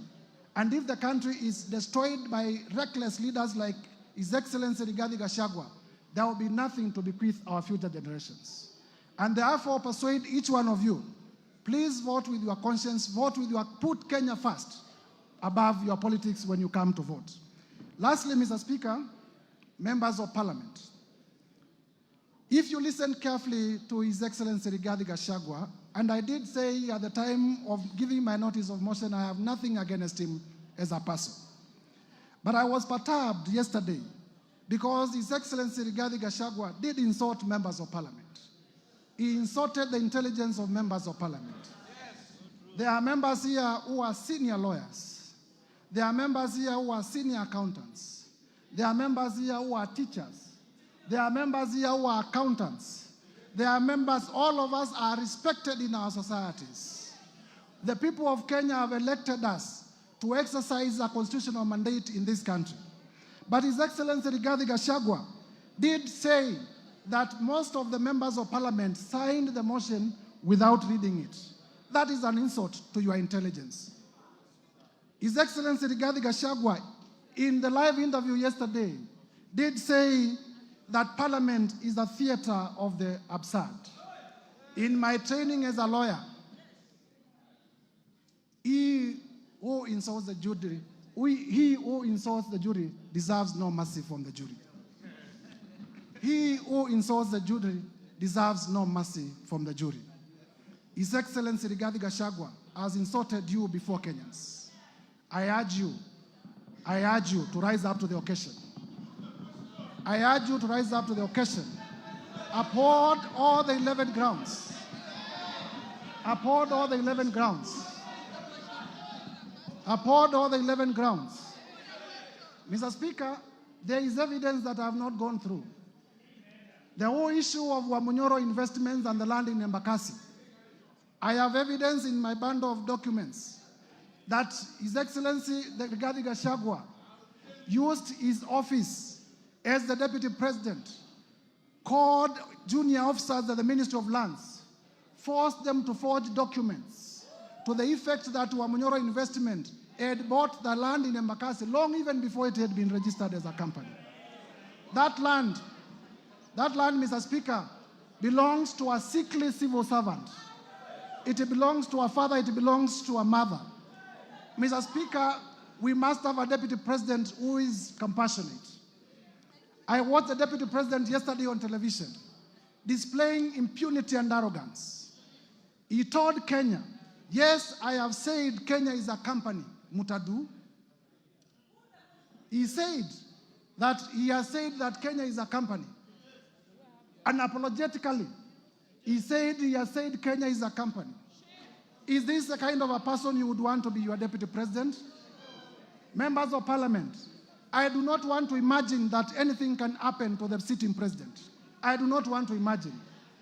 But it is also a factual reality that something can happen to the president who is in power today. If anything, and God forbid, happens to the president who is in power today, is this the man you would want to complete the term as president? This man, honorable members, this man called Rigathi Gachagua has already said that the members of parliament in Mount Kenya are either Tugunia, I don't know what that means, or are collaborators, and that he will take them home. He has already said that where I come from, we deserve no development in Ukambani. He has said that the people of Nyanza deserve no development. He has said that the people of Western deserve no development nor appointments from the government. He has said that the people of the coast deserve no development from the government. He has said that the people of Northeastern deserve no development from the government. Those are the people you represent. Those are the people you represent. As you rise up to vote, please have the best interest of your people at heart. I urge you, honorable members, as one of your colleagues. I urge you, honorable members, as one of your colleagues.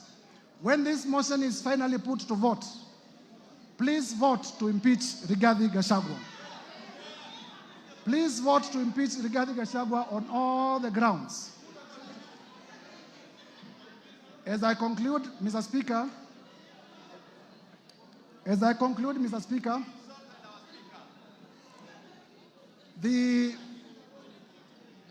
I am confident that colleague members of parliament will approve this motion. And I want to assure you, in the event that you vote for this motion, I will also persuasively defend it before the Senate. And I am sure the Senate of the Republic of Kenya will also uphold, and Kenya will have a better Deputy President who views the country as a whole. With those remarks, Mr. Speaker, I beg to move and call our able Deputy Majority Leader, the Honorable Owen Baya, to second the motion. I thank you, Mr. Speaker. Owen Baya, you have 10 minutes.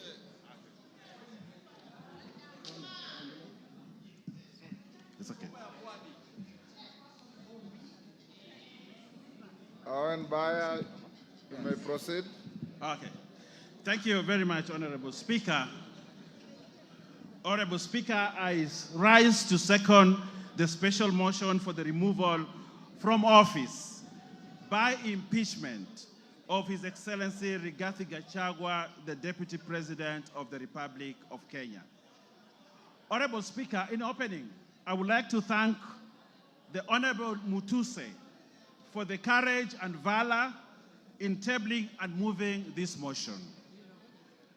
Honorable Speaker, in his address yesterday, the Deputy President called Parliament and this National Assembly a theater of the absurd, a house of ridicule, a house which processes trash.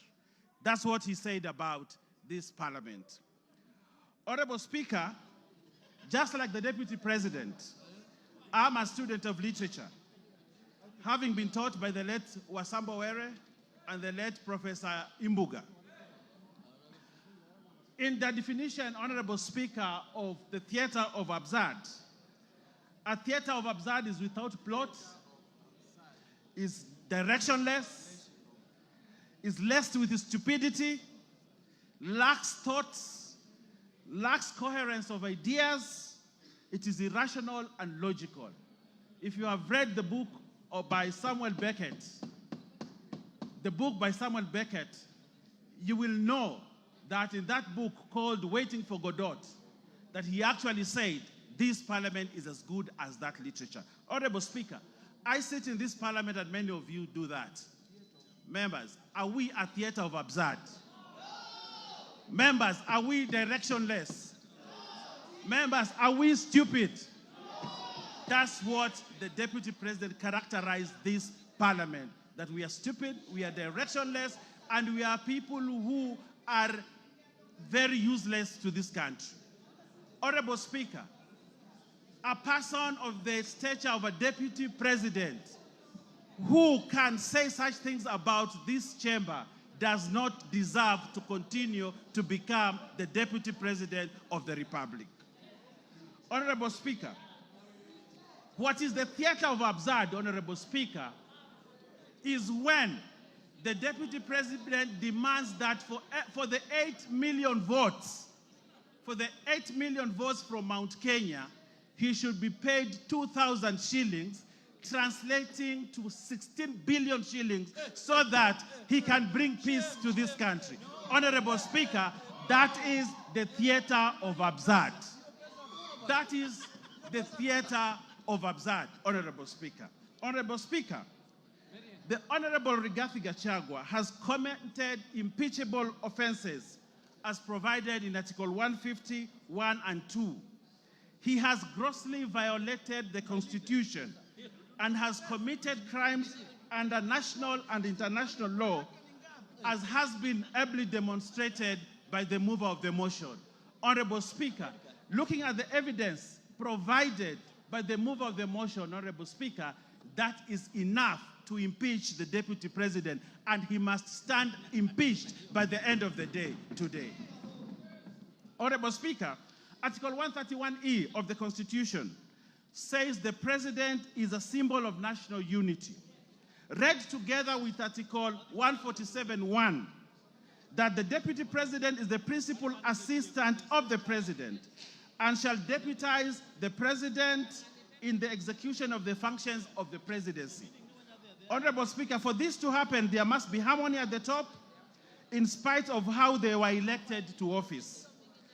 His shareholding utterances, and we saw the utterances on the TV here, as demonstrated by the mover, on the shareholding. This ensures that there's no harmony at the presidency. But what the Deputy President wants to do is to balkanize this country.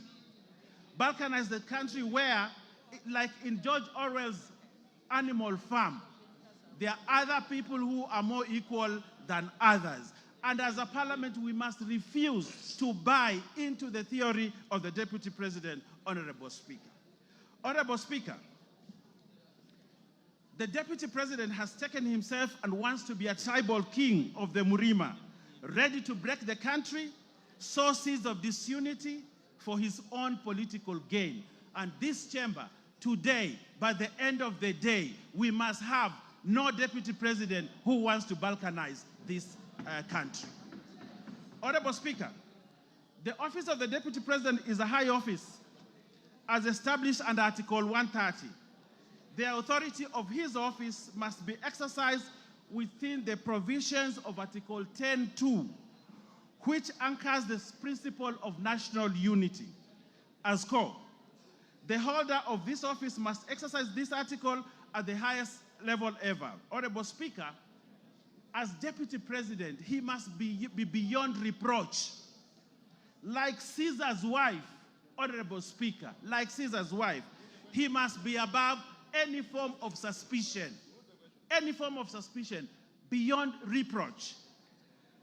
But Honorable Speaker, the utterances and the actions of the Deputy President brings his reputation to disrepute because he has shown sort of disunity and he has taken a trajectory that is likely to bring balkanization of this country. For that, Honorable Speaker, we cannot continue to have a Deputy President who cannot uphold the oath of his office, and therefore Rigathi Gachagua must go.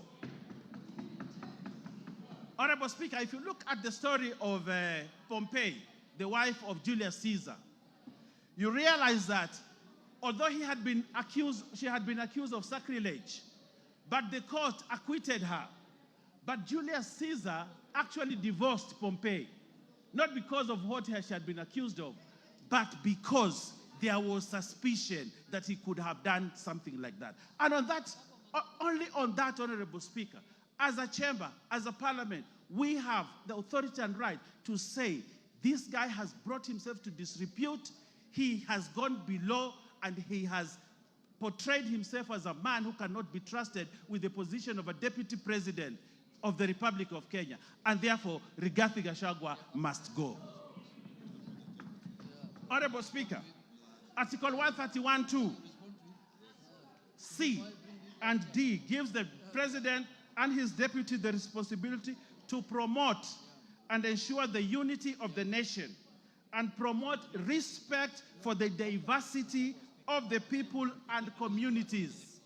Honorable Speaker, the Deputy President has presided over the politics of exclusion and has championed the rise and resource allocation to only one region of this country. Has the Deputy President exhibited the values of national unity and diversity? No, Honorable Speaker, he has not. He does not embrace that value, a key value of the Constitution, and therefore this Deputy President must remain impeached because for him the vocabulary of diversity and unity does not exist in his vocabulary. On that premise, Honorable Speaker, the Deputy President, Geoffrey Rigathi Gachagua, must go by end of today. Honorable Speaker, Article 4, 5, and 6 of the Constitution, read together with the third paragraph of the Constitution of Kenya, reinforces the fact that Kenya is one united, indivisible state. In the same breath, Honorable Speaker, the Constitution establishes the structures of counties as units of sharing resources. However, the Deputy President has established an unlawful and constitutional structure of the country as a structure of sharing national resources, where we have now a new structure of shareholders and non-shareholders. Honorable Speaker, that is sacrilege. We cannot establish another structure of resource allocation apart from the one provided in the Constitution. But now we have a new structure where those who are shareholders in the country get more resources and those that are not shareholders don't get resources. For that new structure that he's trying to establish in this country, the Deputy President, Rigathi Gachagua, must go. Honorable Speaker,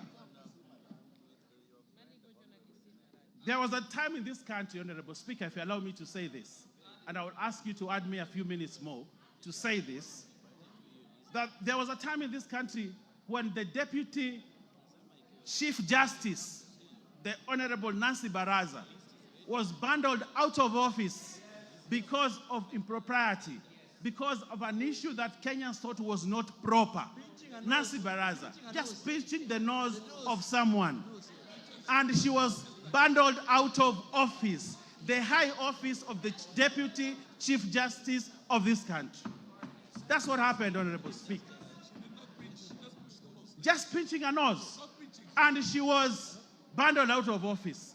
But here we have a deputy president who has committed sacrilege, trying to balkanize this country. A deputy president who has called people names. A deputy president who has called a member of parliament a prostitute.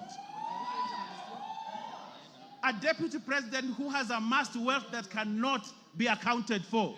For that, Honorable Speaker, just like Nancy Baraza was bundled out of office, the deputy president must also be bundled out of office because of that impropriety. Honorable Speaker, we saw the mover has ably demonstrated to us how he took on a judge. But Honorable Speaker, it is not just a judge, it is a female judge, Honorable Speaker. Probably he attacked this judge because she was a woman, a lady judge.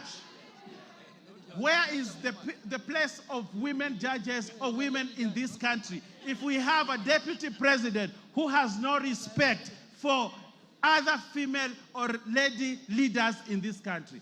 Honorable Speaker, for the abuse on a woman judge, a lady judge, the deputy president must go.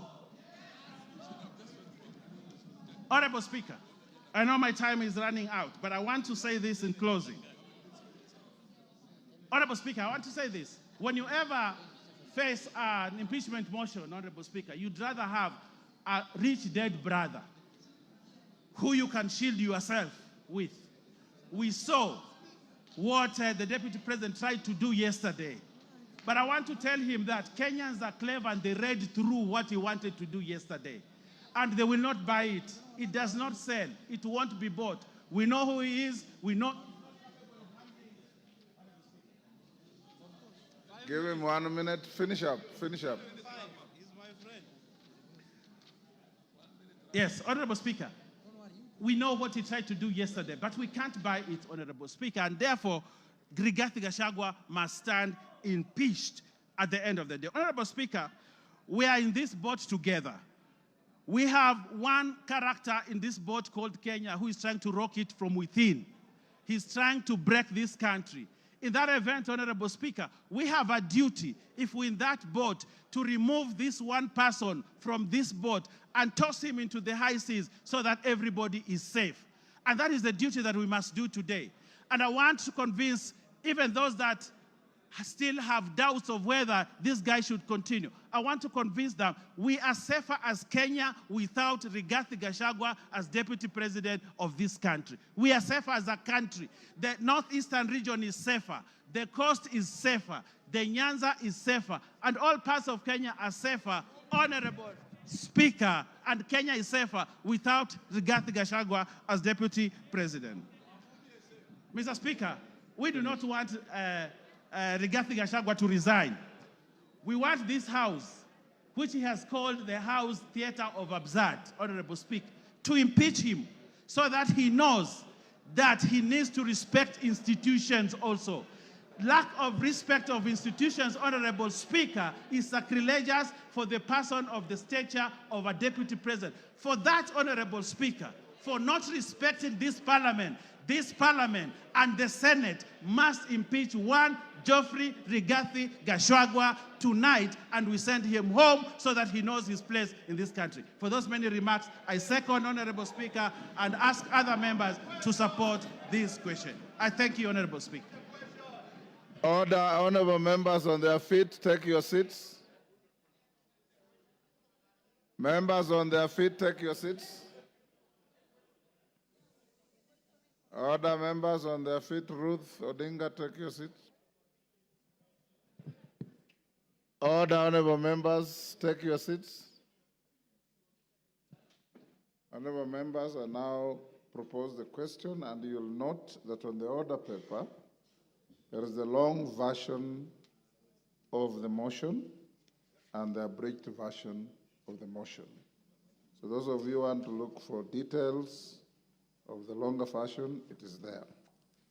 I now propose the question, which is that pursuant to the provisions of Article 145 and 151B and 2 of the Constitution and Standing Order 64 and 65, this House resolves to remove from office by impeachment His Excellency Honorable Rigathi Gachagua, EGH, the Deputy President of the Republic of Kenya on the following grounds. 1. Gross violation of Articles 10(2)(a), B, and C, 27(4), 73(1)(a), 2 and B, 75(1)(c), 129(2) of the Constitution and Articles 147(1) as read together with Article 131(2)(c) and D of the Constitution. 2. Gross violation of Articles 174(1) and 152(1) of the Constitution by undermining the President and the Cabinet and the effective discharge of the national government's executive mandate. 3. Gross violation of Articles 6(2), 10(2)(a), 174, 1861, 189(1), and the fourth schedule to the Constitution by undermining devolution. 4.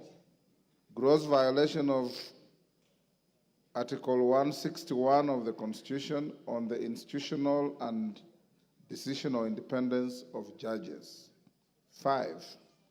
Gross violation of Article 3(1) and 148(5)(a) of the Constitution on the fidelity to the oath of office and allegiance. 6. Serious reasons to believe that His Excellency the Deputy President has committed crimes under Sections 13(1)(a) and 62 of the National Cohesion and Integration Act. 7. Serious reasons to believe that His Excellency the Deputy President has committed gross economic crimes under Sections 45(1), 46, 47(a)(3), and 48(1) of the Anti-Corruption and Economic Crimes Act, and Sections 2, 3, 4, and 7 of the Proceeds of Crime and Anti-Money Laundering Act. 8. Serious reasons to believe that His Excellency the Deputy President has committed crimes by continuously misleading members of the public through false, malicious, divisive, and insightful remarks that are contrary to the provisions of Section 132 of the Penal Code and Section 29 of the Leadership and Integrity Act. 9. Gross misconduct that is incompatible with the high calling and dignified status of the office of the Deputy President, a member of the Cabinet and the National Security Council. His Excellency the Deputy President has publicly attacked and undermined the work of the National Intelligence Service and its officers. 10. Gross misconduct by openly and publicly insubordinating the President, who is the head of state and government. And 11. Gross misconduct by persistently bullying state and public officers. Honorable members, the motion is supported and the list is attached by 291 members of this House.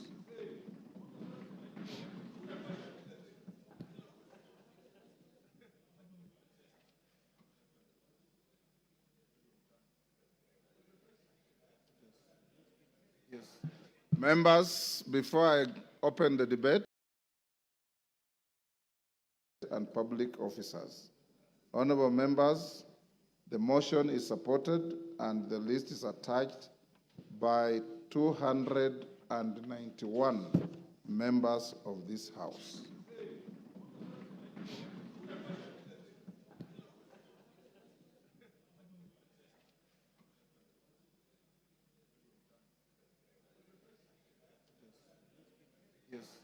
Members, before I open the debate, I received a letter from one Honorable Wandeto purporting to withdraw his signature.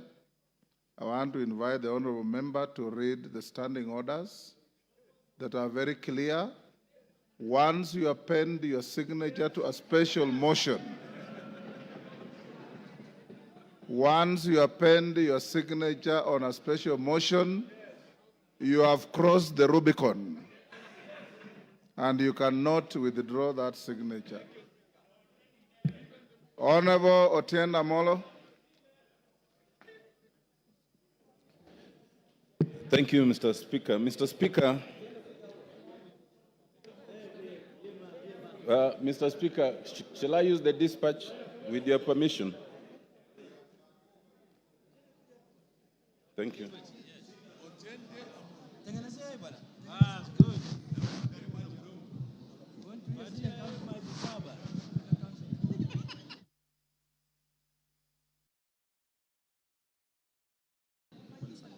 Yes.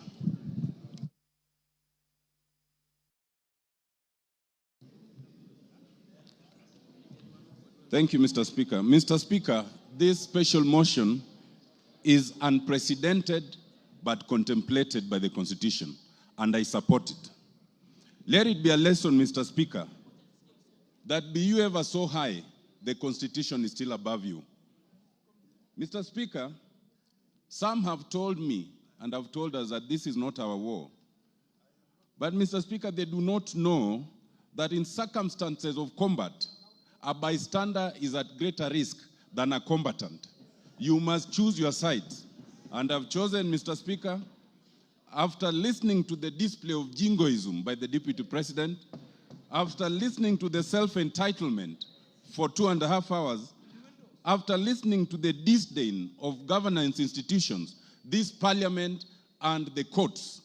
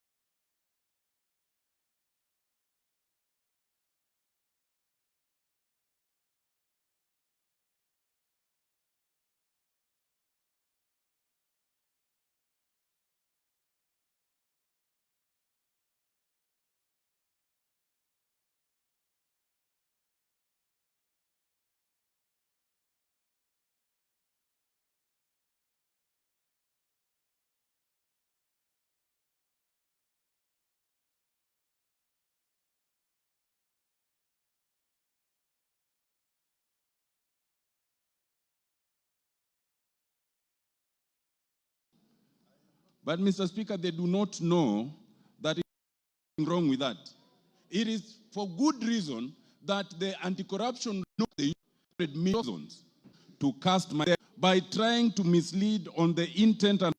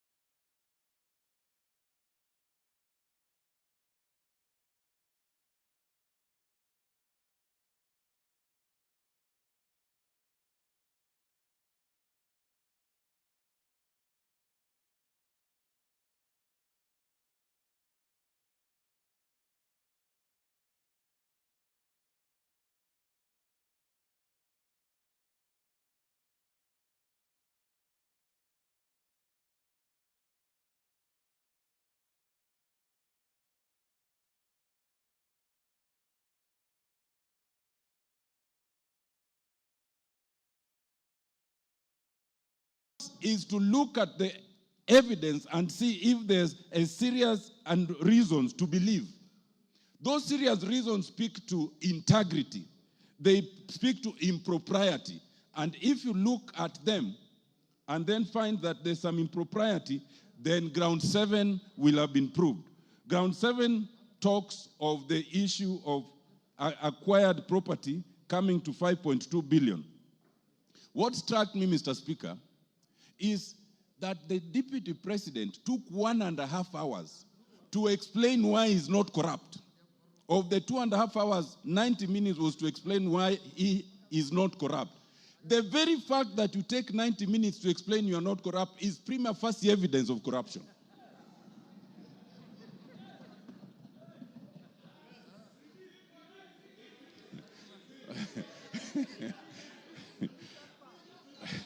Mr. Speaker, for one who is not corrupt, you can explain it in a sentence, period.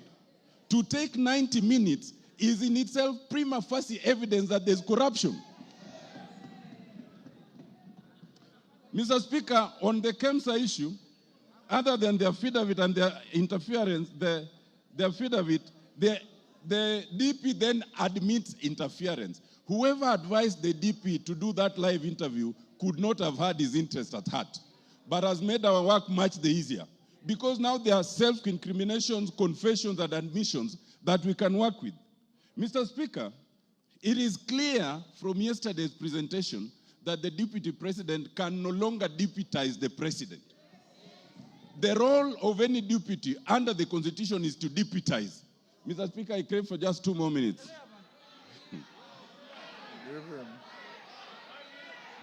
So that, Mr. Speaker, even the fact, Mr. Speaker, it is not a ground of the impeachment by Honorable Mwangi Mutuse, but it has become a clear ground from yesterday's interview that the DP is incapable of deputizing the president. And if we needed an independent ground, that is very clear. It is also clear that the DP can no longer be part of a cabinet. It is a basic rule in terms of labor law. If you cannot work with your boss, if you insubordinate your boss, if one person is to go, is the subordinate, not the boss. Mr. Speaker,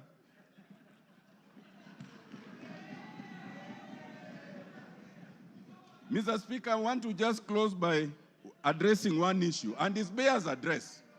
Some Kenyans, hello, Mr. Speaker, it is important to address this issue. Some Kenyans want us to divert attention from the impeachment that is before us.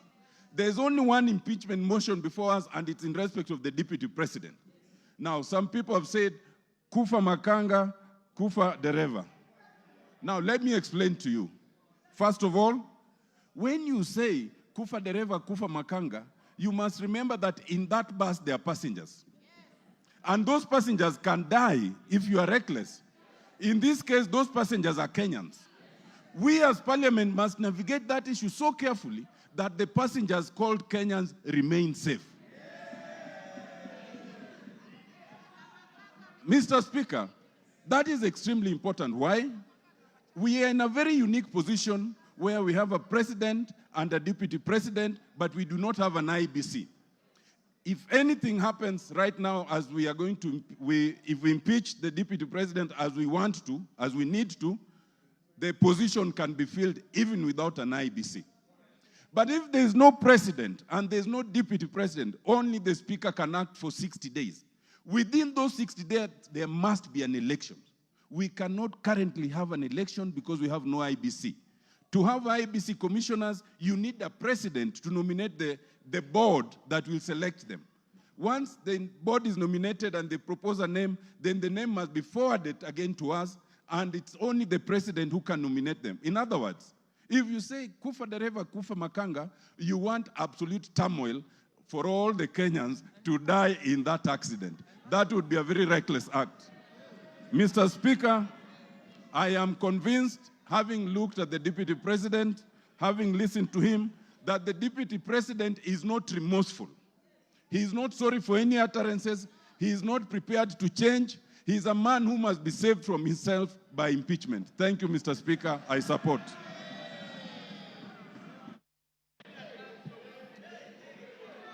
George, order. George Morugara. There is total difference between likening the government to a company and stating categorically that the government is actually a company. The deputy president, in the clips we have watched, was candid in a statement to Kenyans that the government is actually a company and that each one of us has or does not have shares in that company. The net effect of this is, if you do not have shares, then you do not belong to Kenya. If you have shares, then you are more Kenyan than any other person who has lesser shares than you. This is the dangerous division which this House must frown against, and it must hold squarely against the deputy president. The second admission he made, which is a very strong ground of this motion, is breach of collective responsibility. It has been clearly stated that the cabinet includes the deputy president.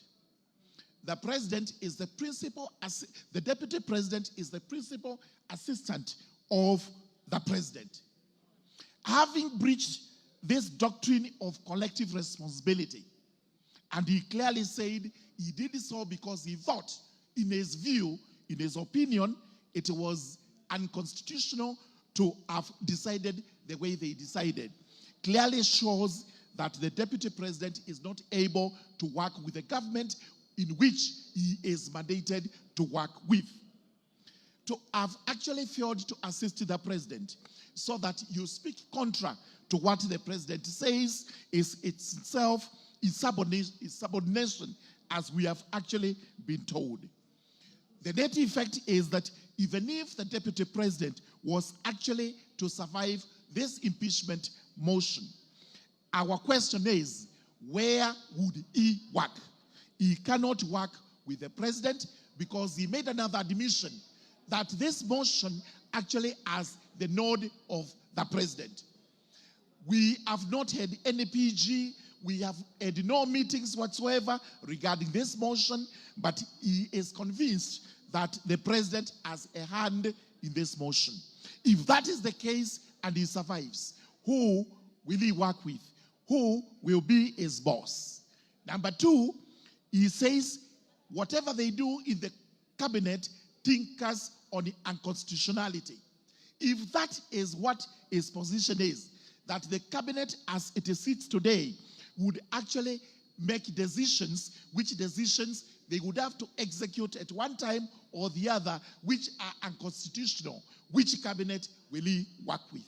Therefore, it goes without gainsaying that the personality of the deputy president, His Excellency Rigathi Gachagua, is untenable as far as the presidency is concerned and as far as the cabinet is concerned.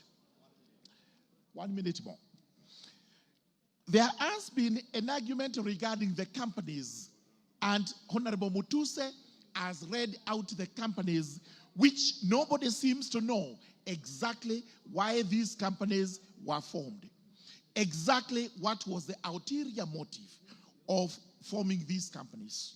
But what I wish to point out regarding the companies, and what Kenyans should know, is that some of the properties under which the deputy president aid, stating that these were properties of his late brother, are actually today his properties. Most important is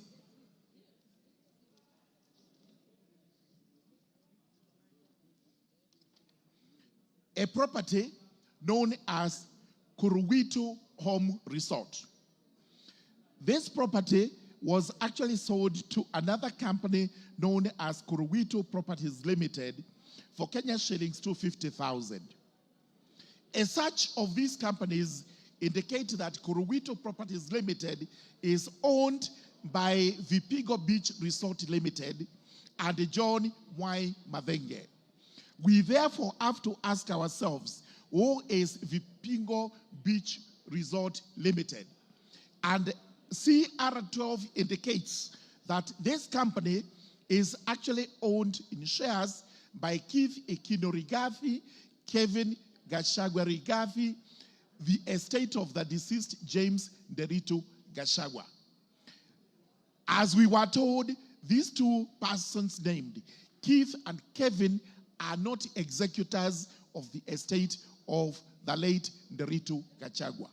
So if they actually own this company, which owns one of the properties of the deceased, purchased at Kenya shillings 250 million, then it goes without gainsaying that in fact, the deputy president has an explanation to give regarding this.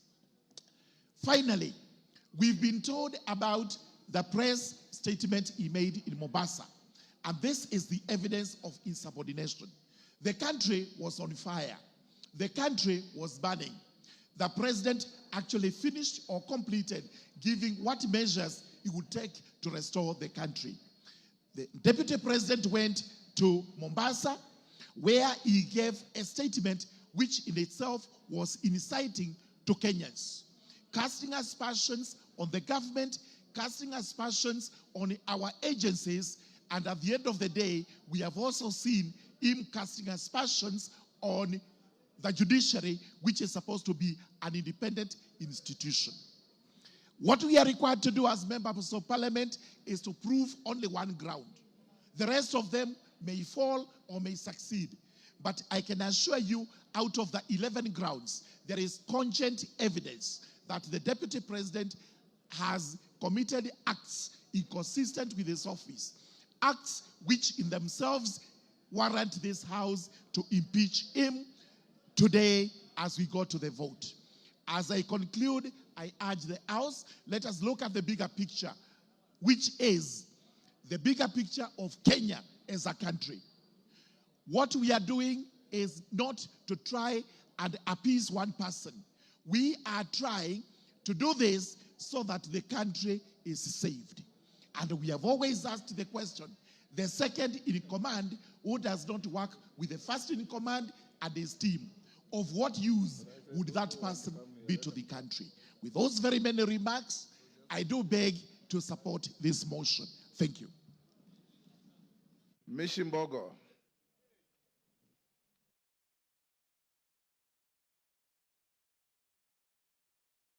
Give her the mic. Asante sana Mheshimiwa Spika. Mheshimiwa Spika, nasimama hapa kuunga mkono hoja hii ya kumng'atua mamlakani naibu wa rais Bwana Rigathi Gachagua. Na naunga mkono kwa sababu katiba yetu kifungu 159 imetupatia sababu mwafaka za kuweza kumng'atua naibu wa rais. Na sababu ya kwanza imezungumzia kukeuka katiba. Na nikiangalia Mheshimiwa Rigathi Gachagua amekeuka katiba, haswa nikiangalia kipengele cha 10 ambacho kinazungumzia maadili ya kitaifa. Maadili ya kitaifa ikiwemo umoja, ikiwemo demokrasia, ikiwemo usawa. Mara nyingi sana amezungumzia mambo ya kwamba nchi yetu ni kama kampuni na ni ya washikadau. Na amesema ya kwamba washikadau hawa ni wale ambao tu wamepiga kura katika serikali ya Kenya Kwanza. Hivyo basi kukiuka maadili katika kifungu cha 10, kwa sababu tunajua Wakenya wote wanalipa ushuru na Wakenya wote wana haki sawia, wale waliopiga kura kwa serikali na wale ambao pia walikuwa katika upande ule mwingine, kwa sababu ni demokrasia. Unaweza kuwa upande wa serikali na unaweza kuwa upande wa upinzani. Vile vile pia tunaona katika kifungu 147 kinasema ya kwamba yeye atakuwa ni msaidizi mkuu wa rais katika serikali, na msaidizi mkuu pia atakuwa ni naibu katika zile kazi ambazo rais anazifanya. Lakini je, vitendo vyake vimeonyesha mambo hayo? Vitendo vimeonyesha ya kwamba yeye si msaidizi. Kuna wakati ule wa Gen Z, wakati rais ametoa hotuba hapa Nairobi ya kutoa mwelekeo wa kitaifa na jambo lile, yeye alikuwa Mombasa akitoa hotuba ambayo ilikuwa inazungumza tofauti na ile hotuba ya rais. Na hapo pia akatia fitina katika taasisi zetu za kiserikali na kumlaumu Bwana Nurdin Haji. Kwa hivyo imeonyesha ya kwamba yeye ni kama anachukua nafasi ile ya rais, hachukui ile nafasi ya kwamba yeye ni msaidizi. Vile vile pia tumeona ya kwamba naibu wa rais amekiuka katiba na kuwa amezungumzia utovu wa nidhamu kwa hali ya juu. Ile Kiingereza tunasema gross misconduct.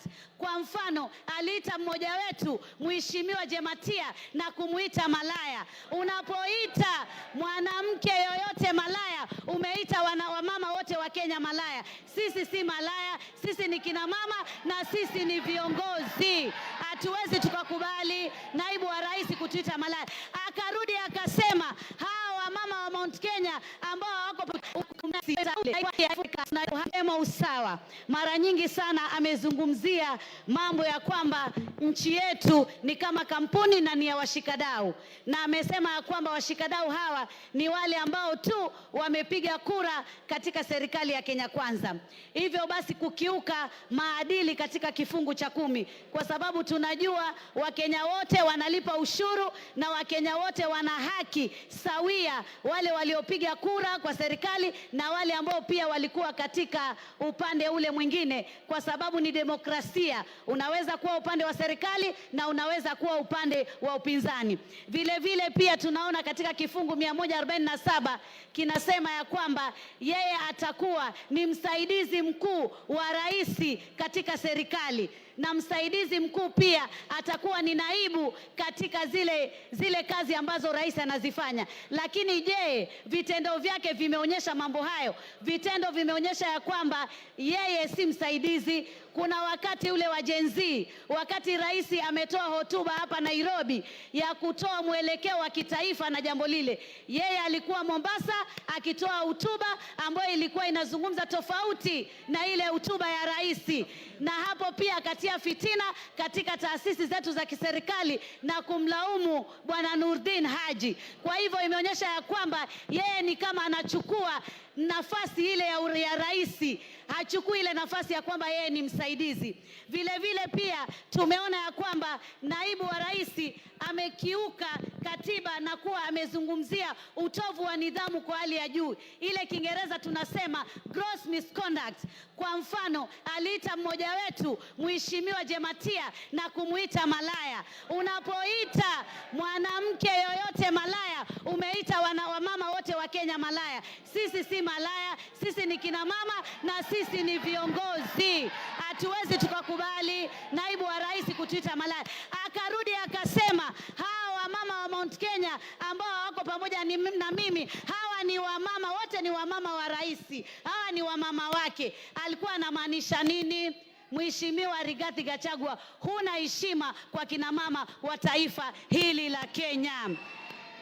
Vile vile katika huo utovu wa nidhamu, tunaona sehemu ya Nyandarua alinunua shamba ambalo kina mama walikuwa wamelima mahindi, wamelima viazi, wamelima zile mushiri.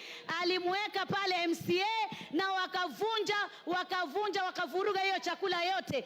Angekuwa yeye ana hekima kama kiongozi, angeacha vikue, watu wavune, alafu achukue hilo shamba. Lakini ni kwamba hana nidhamu na wala hana kufikiria wa Kenya kama naibu wa rais, na wala hana ubinadamu. Vile vile pia sababu nyingine inakuwa ya kwamba ukikosa ufanisi, Kiingereza incompetence.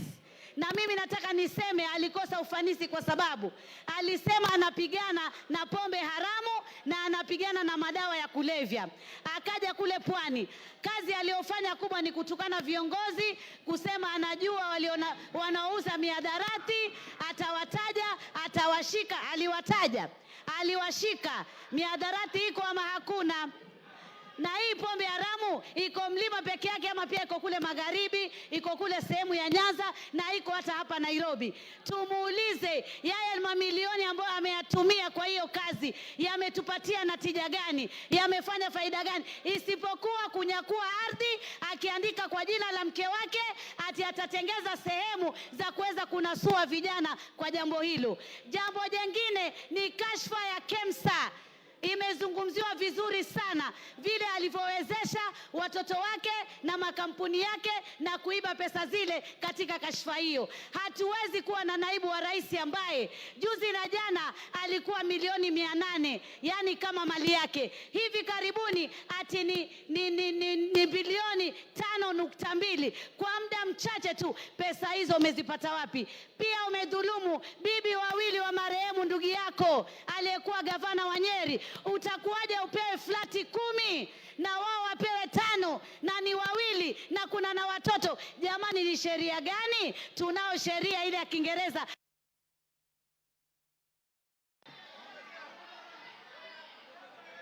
Give her 1 minute. Tunajua hiyo sheria imezungumzia wakati mume amekufa, yani ni mabibi na watoto ndio wanaorithi. Sasa wewe itakuwaje uchukue huo urithi wote? Mpaka hoteli umechukua, ati uliandikiwa, ati ndugu yako alikupa. Jamani, wewe kama makamu wa rais muogope Mwenyezi Mungu na ujue ya kwamba hatuko hapa sisi katika ukabila. Tukiangalia act ile ya National Cohesion Integration Act inazungumzia yoyote atakayetumia maneno ya matusi, maneno ya kutishia ili kuweza kuleta bughudha katika wa kabila, yeye anatakikana ashtakiwe na amefanya makosa. Rwanda juzi na jana, matamshi ya kikabila yaliwatia katika vita vikali vya kikabila. Na wewe leo unataka kuleta vita katika taifa la Kenya. Tuliona molo clashes na hata wewe unasemekana ulikuwa kwa hiyo maneno. Tuliona Time up.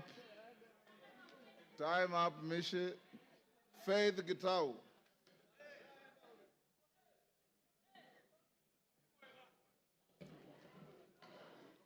Thank you, Honorable Speaker, for according me this opportunity. And from the onset, I support this special motion. First, our supreme law of the land expects the presidency, which includes the president and the deputy, to be a symbol of national unity. In that case, the holders of that office are expected to portray a national image as opposed to an ethnic outlook. Honorable Speaker, our Deputy President has been at the forefront in advancing a selfish ethnic agenda. For him, it is about his community and nothing more. After an election, Mr. Speaker, the government has to serve both those who voted for it and those who did not. It was wrong for the Deputy President to advocate for shareholding in order to discriminate against the rest of the communities, which may create ethnic animosity against Mount Kenya region. As a county member of parliament, I think I have traversed this nation more than the Deputy President. Secondly, Honorable Speaker, the Deputy President, as the second in command, should act as a father figure to members of parliament and the community at large. Far from it, the Deputy President, during his tenure, has been divisive and very egocentric. For him, it is about me, myself, and I. It is unfortunate that he has lowered the status and respect expected of such high office. Lastly, Mr. Speaker,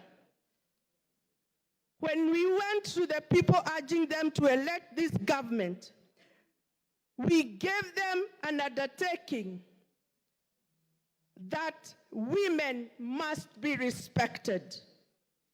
It is therefore, it disturbs me so greatly when the Deputy President is at the forefront demeaning women in leadership, particularly those he perceives his enemies. He has no respect for women whatsoever. He has made a scathing public attacks on a woman High Court judge. And in addition, he has been attacking women, and especially members of parliament, me and others included in this house. And therefore, he can never, and he has no respect for women, and he can never work with women. And for those few remarks, I support. Makali Mulu. Yeah, thank you very much, Honorable Speaker, for this opportunity. Honorable Speaker, I want to say the following. Impeachment of a deputy president is a matter of national interest and international interest, and it's on the basis of that, Honorable Speaker, that people have to be very careful with what they do with this impeachment. Honorable Speaker, I want to remind the House that we are only one of the many parts of the process. This National Assembly will be making their decision. From there, we'll go to the Senate. And there is also the courts, if need be. And this is on the basis of that, Honorable Speaker, that we must isolate personal issues from issues which make sense to Kenyans. So that, Honorable Speaker, we don't, as a House, go for what I'll call mob justice mentality, and at the end of the day, the other stages, we lose it. Honorable Speaker, in the past, this House has been thrown under the bus because of this kind of mentality, where we go, make decisions, and out there, when they go to the courts, a number of our acts of parliament have been declared unconstitutional, basically because as members, we come here and we start shouting and assuming that other people there are not watching. Honorable Speaker, what am I saying? I've listened to the grounds of this motion, this impeachment motion, and I've listened to my friend, Honorable Mutuse, making the presentation and trying to justify some of these grounds, Honorable Speaker. I want to pick a few of them and ask myself whether they meet the expectations in terms of saying that the DP should be impeached on those grounds. The first one, Honorable Speaker, is the issue of demolitions. In this country, Honorable Speaker, when you go to our constitution, it clearly says that Kenyans have a right. They have their own rights. And if the government has made a decision to carry out demolitions, looking at the hierarchy in terms of governance, the topmost person in terms of hierarchy is the president, is not the deputy president. So in a situation where that decision is made, and the deputy president says he doesn't support it, the question is, should you be harassing the deputy president or the president? Because the person who took the oath as the head of the executive is the president or the deputy president. So on the basis of those demolitions, Honorable Speaker, it is going to be very unfair to start saying it is the deputy president who is in supporting the president, because at the end of the day, whose decision did carry the day? That's the question. The second issue, Honorable Speaker, is the issue of shareholding. Honorable members, let's be very honest with ourselves. We are all politicians. We have been voted in. We represent constituencies. How many of you can say that you are not practicing what is being explained in this motion? How many? Let's be very honest with ourselves. Let's be very honest with ourselves that most of you, majority of you, are doing exactly what is being said in this motion. It's only that don't say it publicly. That's the truth of the matter, Honorable Speaker. Honorable Speaker. Yes, Makali Molo, there's a point of order. Yeah, I have no problem, Honorable Speaker. I hope I'll be saving my time. Mr. Speaker, on a point of order, my name is Steve Mogaka from West Mogrango. Is the member on the floor in order to speak about what I practice? What does he know about what I practice? Can he restrict himself to what he does and not start throwing aspersions on members of parliament as if he is in their minds and he is in their practices? He's not. Is he not out of order? Yes, Makali.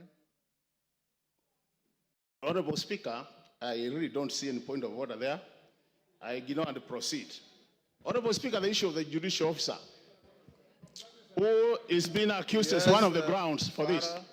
Honorable Speaker. Order, Makali. Honorable Speaker. There's another point of order here. Point of order. Take your seat. Yeah. Give Farah the mic. Mr. Speaker, is the Honorable Makali, somebody I have a lot of respect for. In order to compare a member of parliament who represents a constituency and the functions of that member and somebody who is the deputy president of the Republic of Kenya who represents the four corners of this country, and say that because the members of parliament go and develop, my presumption is that he thinks the CDF funds for one constituency cannot be taken to another constituency. But that's a different thing when it comes to national resources and the deputy president of the Republic of Kenya. Makali, wind up, your time is up. You know, Honorable Speaker, I hope this is not just to drive me not to say what I wanted to say, Honorable Speaker. I can see a very deliberate move to curtail me from saying what I want to say. Do you want Honorable information Speaker, from Nimrod Mbai? Honorable Speaker, you know the thing is, Honorable Speaker, and Honorable Speaker, you need to protect me on a serious. You have been protecting everybody who has spoken. Unless also, Honorable Speaker, you're on the same side of those who are supporting. Because on a serious, Honorable Speaker, I don't think it's fair. You have been protecting everybody else. You can't protect. Order, Honorable Makali Mulu. Order, Honorable Makali Mulu. You've been sitting here since we started. Order, Makali. Not a single previous speaker attracted a single point of order. If any came, the speaker will allow it. Not a single person raised a point of order. In fact, I'm being gracious by asking you, Nimrod Mbai wants to inform you, do you want this information? If you don't want it, you go on. But for you, order, Makali Mulu. You know, when you lose your cool, you also lose the argument. So just be composed, say your bit. The speaker has no dog in this fight. Just say what you want to say, finish, and we give space to somebody else. And any member who wants to stand on a point of order, it's within your standing orders. He has said he doesn't want your information. Go on. You know, Honorable Speaker, with all due respect, people have been making their contribution here since morning. Nobody has been shouting point of order. So, and it's my democratic position to oppose the motion. Order. Honorable Speaker. Go on. Honorable Speaker, I've been elected by the people of Kitui Central to come to this house 3 times. And nobody can assume that I cannot make my contribution. Honorable Speaker, I've been saying, on the matter of judicial officer. Wind up. The judicial officer has been accused of corruption-related matters, Honorable Speaker. And there is a court case, or as we are speaking. Are we running away from accountability as a country? When do we allow the courts to do their work up to the conclusion that as a house we want to make this as a ground for impeachment, Honorable Speaker? This is what we are saying. There is separation of power, Honorable Speaker, and we should respect that. The other thing, Honorable Speaker, the India of officers has been called by the DP. Just called. How many of us here since morning have been called by the President? How many of us here since morning have been called by the Deputy President, pleading with us to either support or oppose? Can you be impeached on that note? On a serious note, we need to be. I'm saying, Honorable Speaker, from where we are seated as a house, you go for mob justice mentality, you lose it at the top there, you are trying to reduce the credibility of this house to the lowest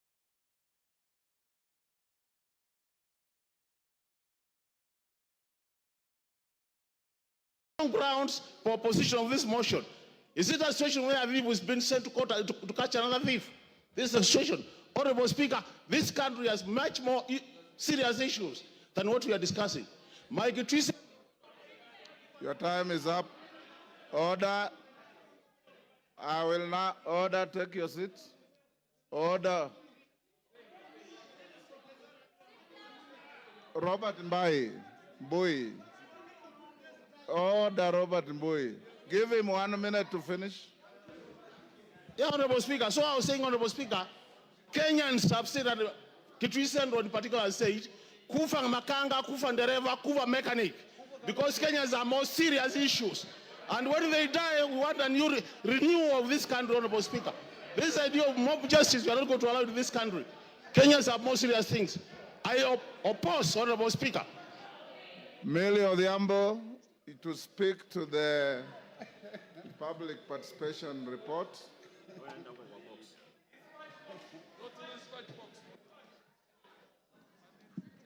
Thank you, Mr. Speaker, for giving me this opportunity. Mr. Speaker, I was just wondering if after speaking to the public participation, that I could also just make my contribution.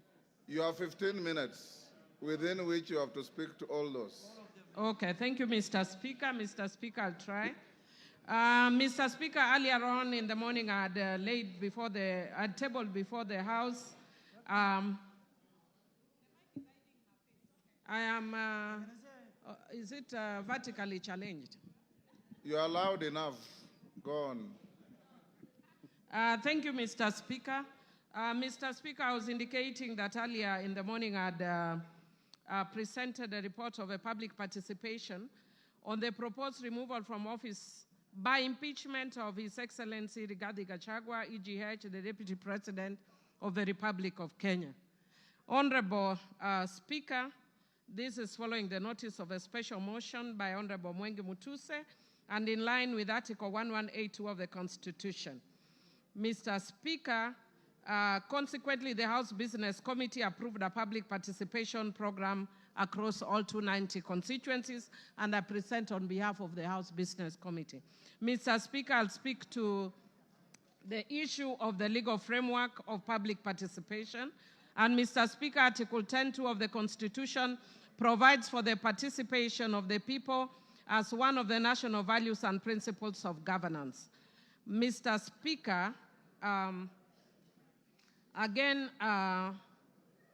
Article 118 of the Constitution requires Parliament to ensure public access and participation of the people in its affairs. I will not go to the details, and we can read it for ourselves because of time.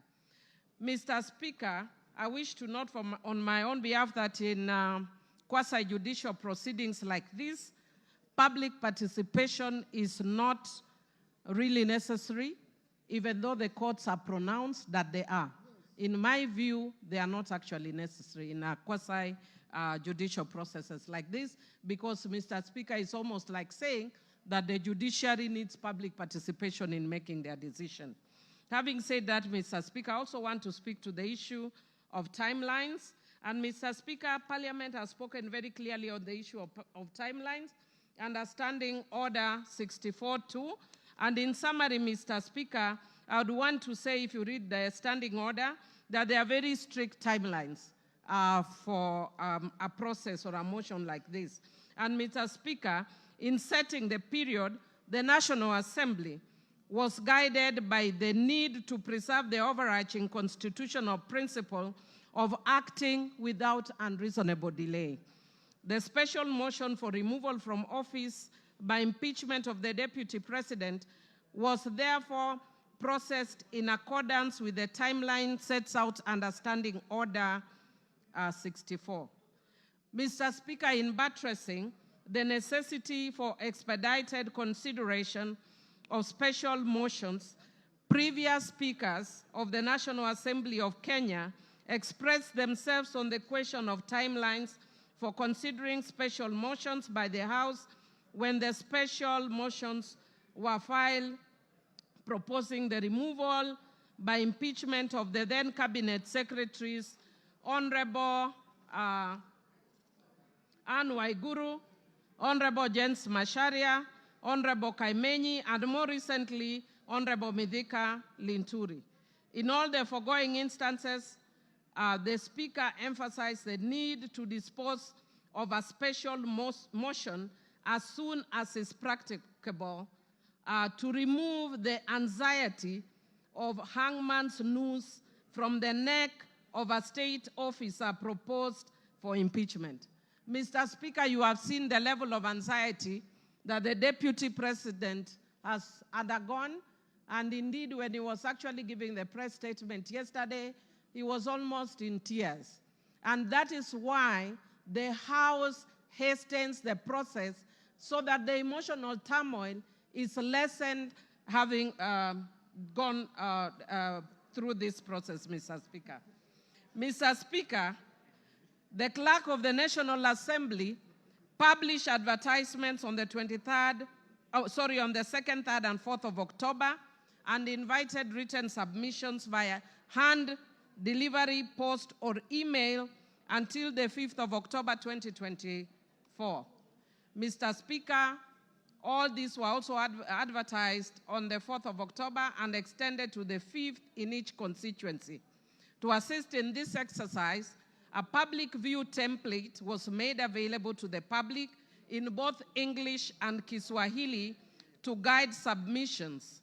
On the 3rd and 4th of October 2024, 40,000 copies of the public view templates were also circulated as newspaper pullouts. This template was designated to provide clarity and precision in responses, whether for or against a motion. Number 2, to supplement other means of public input. And 3, to ensure both qualitative and quantitative feedback was captured, which is actually as has been directed by the courts in the past. Mr. Speaker, I just want to indicate that many means were used, including radio, TVs, and other means to publicize this process, including Twitter, or formerly, currently X, or formerly Twitter, and Facebook pages. Mr. Speaker, the public was invited to submit views either in support or in opposition of the special motion or offer other views. Mr. Speaker, I wish to laud Kenyans for their growing consciousness on their civic rights and duties. Mr. Speaker, people participated in various ways, as was witnessed both on electronic and social media, Mr. Speaker. And Mr. Speaker, many Kenyans who are participated very expressively. Mr. Speaker, I think many of us saw people expressing their views in many ways, some of which I will explain later. However, Mr. Speaker, by the nature of newsmaking, we saw the areas where the views were expressive, but much less in the areas where the views were not that expressive. Mr. Speaker, if you look at the report, and I want to download the parliamentary team, they have even captured photos of members of the public giving their views in constituencies very peacefully. But Mr. Speaker, as I want to repeat, that by the very nature of newsmaking, what we will see are the dramatic scenes. And those we saw, I don't think it is shame as such, it's their right and they can share. Mr. Speaker, I wish to indicate I wish to report that based on all that, over 200,000 responses were received, of which 65.1% supported the motion, while 33.81% opposed the motion, and 1.09% offered neutral or other alternative views. Mr. Speaker, some of the members in contributing have actually alluded to some of those alternative views. I've heard the speaker right before me talking about the issue that Kenya has very many pressing issues. Mr. Speaker, indeed it is true, Kenya has many pressing issues, and as a House, we are already seized of those issues and are indeed already dealing with some of those issues.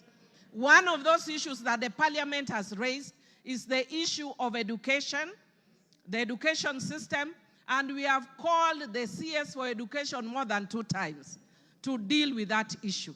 Again, on the health issue, we have also invited the CS for Health amongst other officials. So indeed, the House can chew and walk at the same time. Mr. Speaker, when a motion is brought of this magnitude, Parliament, by its own standing orders, must stop everything else and give priority to this motion. And that is why Parliament stopped all its business on Thursday and focused on this, and all members of Parliament went to their constituencies to deal with this issue. Mr. Speaker, I wish to indicate that given that this is a very special public participation process, a first of its kind, Mr. Speaker, since the Constitution was promulgated, there were some challenges, but which did not affect the overall product of public participation. Mr. Speaker, some of those challenges were as follows. Mr. Speaker, there was political interference at public forums such as Bomas of Kenya and Murang'a. Mr. Speaker, there was violent disruptions in areas like Olkalau, Kipipiri, and Nyeri Town. Mr. Speaker,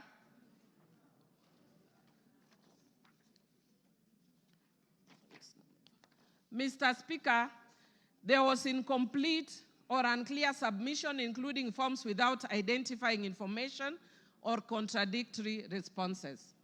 Mr. Speaker, there was low turnout in some constituencies due to insecurity, such as in Bura. Mr. Speaker, public expectation for monetary compensation for participation was also experienced.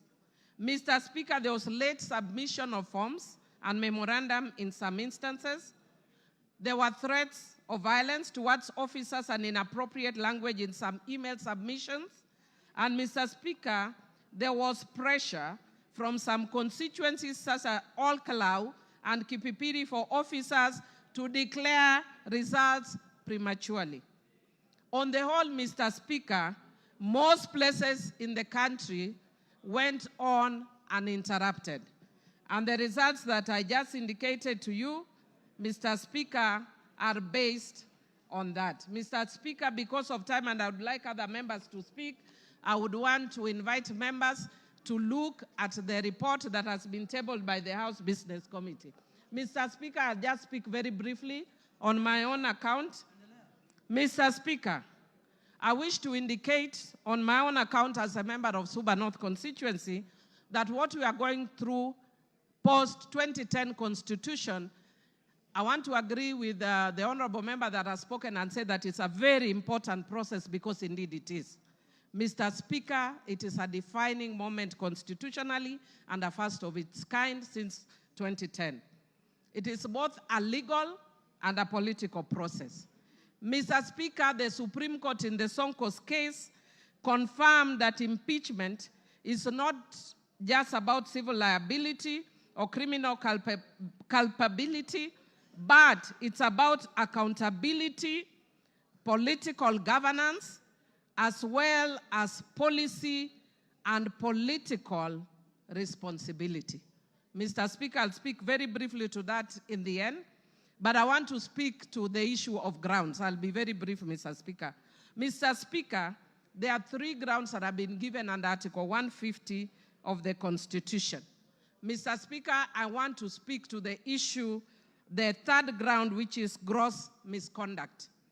Mr. Speaker, I have actually looked at the Constitution and there is no definition of gross misconduct. I have looked at our laws and there is no definition of gross misconduct. Mr. Speaker, Black's Law Dictionary defines gross misconduct as a dereliction of duty, unlawful or improper behavior.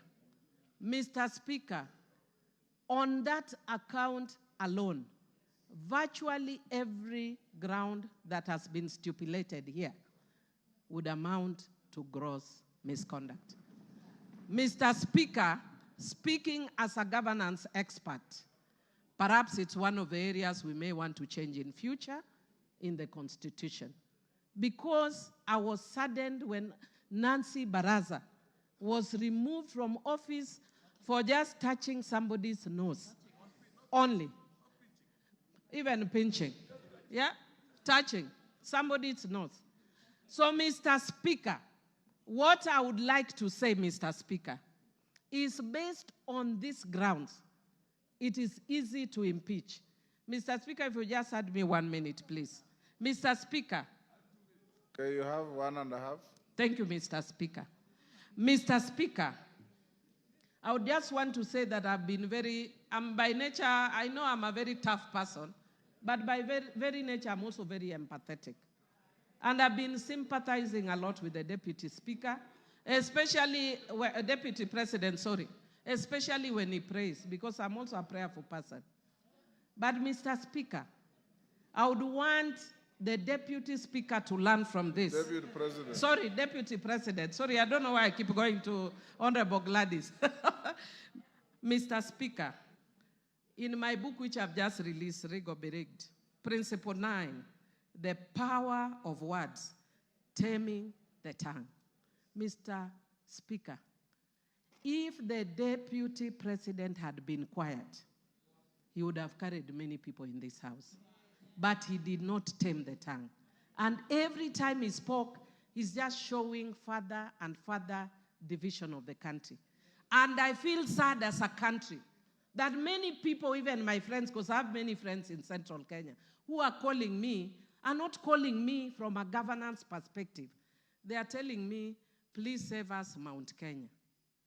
Mr. Speaker, when will we ever reach a point as a country when we look at governance issues and not ethnic parochial issues that have divided the country for a long time, Mr. Speaker? Mr. Speaker, I do empathize with the Deputy President, and I wish the hand he extended to the President, he had done it much earlier. Mr. Speaker, I hope he learns from the experience of Coriolanus of ancient Rome, who had won many battles, and his fame preceded him. But when he got in politics, his mouth brought him down. Mr. Speaker, I support. Gladys Sholei, not information. There's nobody on the floor. Speak. You wanted to speak. Okay, but just allow me to correct one issue that has been raised twice on the issue of Constitution Article 10. We haven't made them by the. Thanks, Gladys. Go on. Yes, I am. Okay. Honorable Speaker, thank you very much. And again, before I proceed to support this motion, allow me to clarify just one issue. I have been accused by the Deputy President of bias, indicating that I cannot preside over these impeachment proceedings because I am biased. I want to confirm that when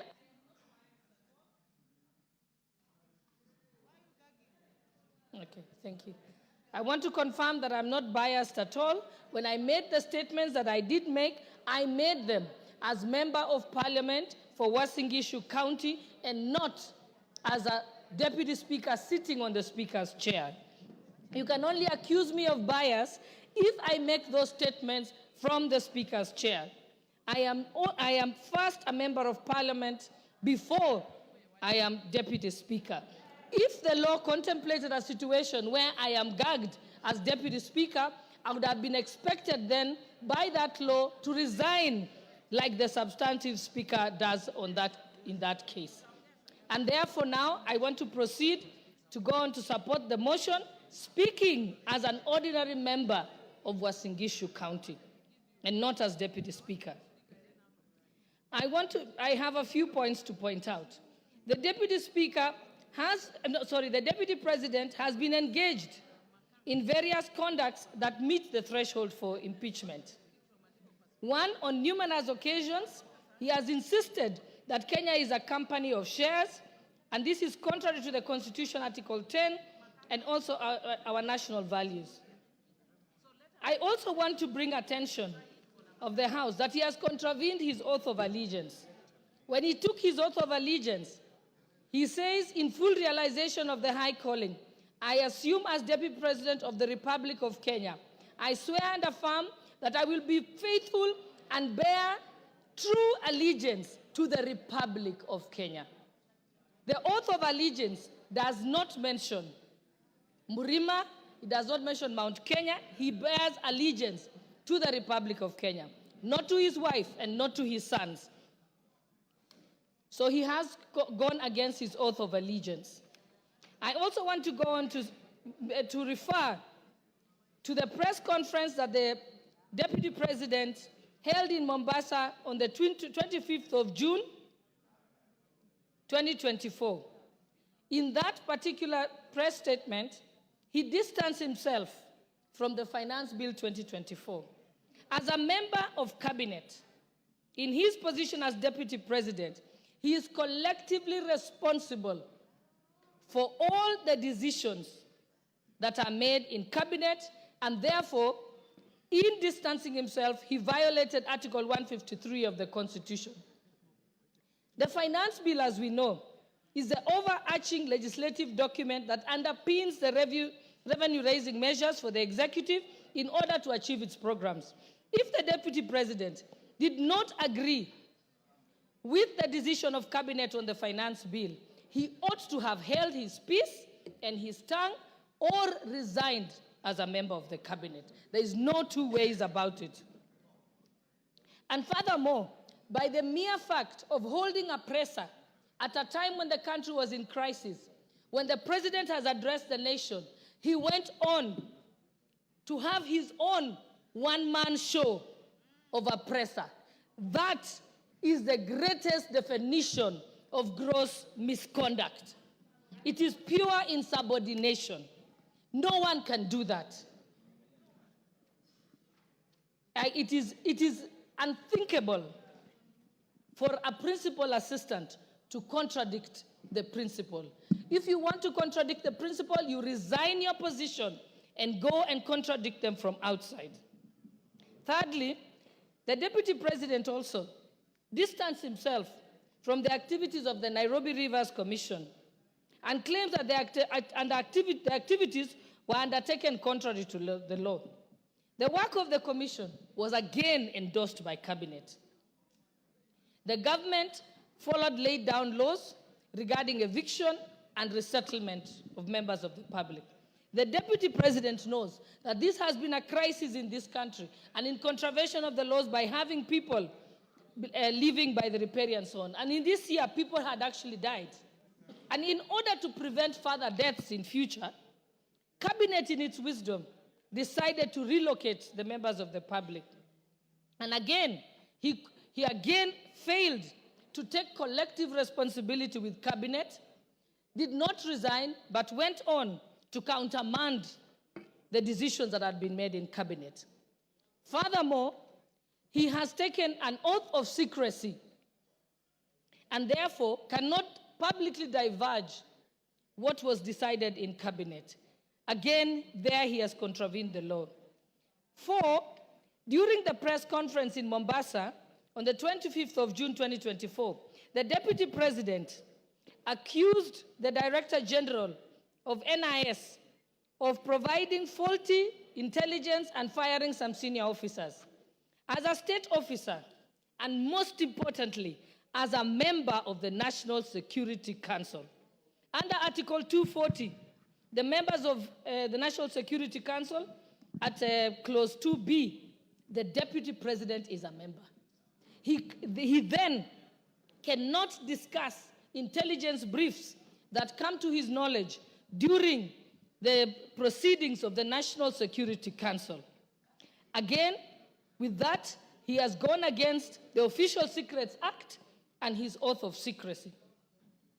And even if he had any reservations, he has opportunity as a member of the National Security Council to raise it at the Security Council proceedings and even to raise it to the president in person, but not to come as if he's an ordinary citizen who is in the opposition and then speak about it in public. That is wrong.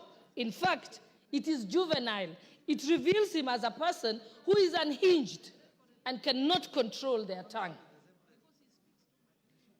5, during the rally in Githurai, Nairobi, which was presided over by the deputy president, with some members of parliament present, he was involved in leading chants that said, Ruto must go. Ruto is a one-term president. He never denounced those statements. What that amounts to is that he is guilty of treason and other allied offenses. That is the Penal Code, Section 40. And I will read it out, just that there is no doubt. It says that any person owing allegiance to the Republic of Kenya or else of Kenya, if they compass, imagine, invent, devise any deeds with the intention of the death, the maiming, the wounding, the imprisonment, or restraint of the president is guilty of treason. So Rigathi Gachagua is guilty of treason. And it also amounts to gross misconduct. So the deputy president cannot therefore expect to remain in his office as deputy president when his party to efforts to remove the president, to undermine the president, and to campaign against the president. His tenure as a principal assistant is not tenable by any interpretation or meaning. And 6, during his appearance in church in Meru, the deputy president insinuated that if he is removed, the tribes of Kenya who are native to the Mount Kenya area will revolt and be violent. Again, that is treason and other allied offenses. And he also goes against the national Cohesion and Integration Commission Act with his utterances that relates to ethnic profiling. And even as late as yesterday, if I had any doubt in my mind, you will be appreciated. Mr. Speaker, having said that, I've also gone through an annual onset. I support this motion. Thank you, Honorable Speaker. Adan Kainan. Thank you, Mr. Speaker. Mr. Speaker, from the onset, allow me to thank the Honorable Mutuse for being courageous, for being focused, and I'm sure in the annal of the history of this country, Mr. Speaker, and the history of the 13th Parliament, Mr. Mutuse, you will be appreciated. Mr. Speaker, having said that, I've also gone through this impeachment clauses, Mr. Speaker. The 11 clauses, Mr. Speaker, are cogent, are rich in evidence, Mr. Speaker, and clearly demonstrate the actions, the omissions, the commissions of the Deputy President. Mr. Speaker, I've had an opportunity to reflect, because there's one thing that the DP has been using, that is a truthful man. I went back to the ironic definition, how a truthful man is supposed to be described in the Bible, in the Quran, in the civil society, Mr. Speaker. And in those definitions, Mr. Speaker, I have missed an iota of resemblance on anything that I can associate with those actions and the activities of the Deputy President, Mr. Speaker. Mr. Speaker, these clauses, we are a member of Parliament. We as members of Parliament, Mr. Speaker, our work is to protect the Constitution. Our work is to oversight, and our work is to do one of these things that have been demanded today by this impeachment, Mr. Speaker. Mr. Speaker, in all these clauses, the common denominator is the DP has abused his office through corruption, through tender-preneuring, through disparaging and disobeying his boss, through undermining devolution, and Mr. Speaker, equally also by being a threat to our sovereignty. Mr. Speaker, this country is a collection of many nation states. The Kikuyu nation, the Somali nation, the Luya nation, and this is what we are proud of, Mr. Speaker, and this is what constitutes the sovereign Republic of Kenya, Mr. Speaker. Mr. Speaker, the other day, and I want to repeat this, and you will excuse me for saying this country has a very rich history. In 1982, one gallant son from northern Kenya called Gerald Mahmoud saved the Kenyans from militarism. And I think we all appreciate it. He's still alive.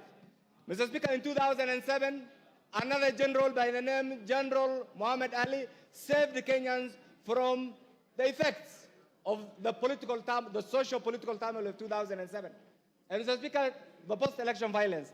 In 2024, another son from that region, Nurdin, has also saved this country from the effects and activities of Rigji and his cohorts, Mr. Speaker. Mr. Speaker, that doesn't take away the contributions of many other Kenyans. Mr. Speaker, in all this, what I have gathered, and we have been in Parliament together, we are doing a favor for Rigji. We are doing a favor for the executive, members of the executive. We must save Rigji from the members of the executive, the other members, because he's a threat to their continued performance of their job, Mr. Speaker. We must also save Rigji from the members of the judiciary because he keeps on attacking them, Mr. Speaker. We must also save Rigji from the members of the legislature because he attacks them, Mr. Speaker. We must also save Rigji from the 47 tribes, Mr. Speaker, because he keeps on attacking them. Mr. Speaker, we must also save Rigji from the remnants of Mau Mau because he keeps on abusing their name, Mr. Speaker. We must save Rigji, Mr. Speaker, because he abuses our ladies, Mr. Speaker. Mr. Speaker, we must also save Rigji from the people of Mount Kenya because he abuses their names and he wants to have them collide with other Kenyans, Mr. Speaker. Mr. Speaker, isolate them, Mr. Speaker. And finally, on that aspect, we must save himself because last night, when I watched that teleprompter-driven press conference, Mr. Speaker, one thing that came to my mind is he was incriminating himself, Mr. Speaker. Mr. Speaker, in all this, we have a president who has applied all his gingerly approach in managing the affairs of this nation, Mr. Speaker. And Mr. Speaker, what is coming to mind is we have a DP who in every statement that he utters abuses, uses the Constitution wrongly, threatens and demeans everybody. And it's because of this, Mr. Speaker, that we as a parliament, we must go in history and support this impeachment, Mr. Speaker. Mr. Speaker, finally, you have ruled on this. And I don't want my colleagues here actually to be threatened. What you are doing is right. It is within your legislative right, Mr. Speaker, for those of us who have elected to support this by abandoning our signatures, should also be available to vote today in our numbers to impeach Rigji, and by doing that, we'll be saving Kenya. I support, Mr. Speaker. John Makali.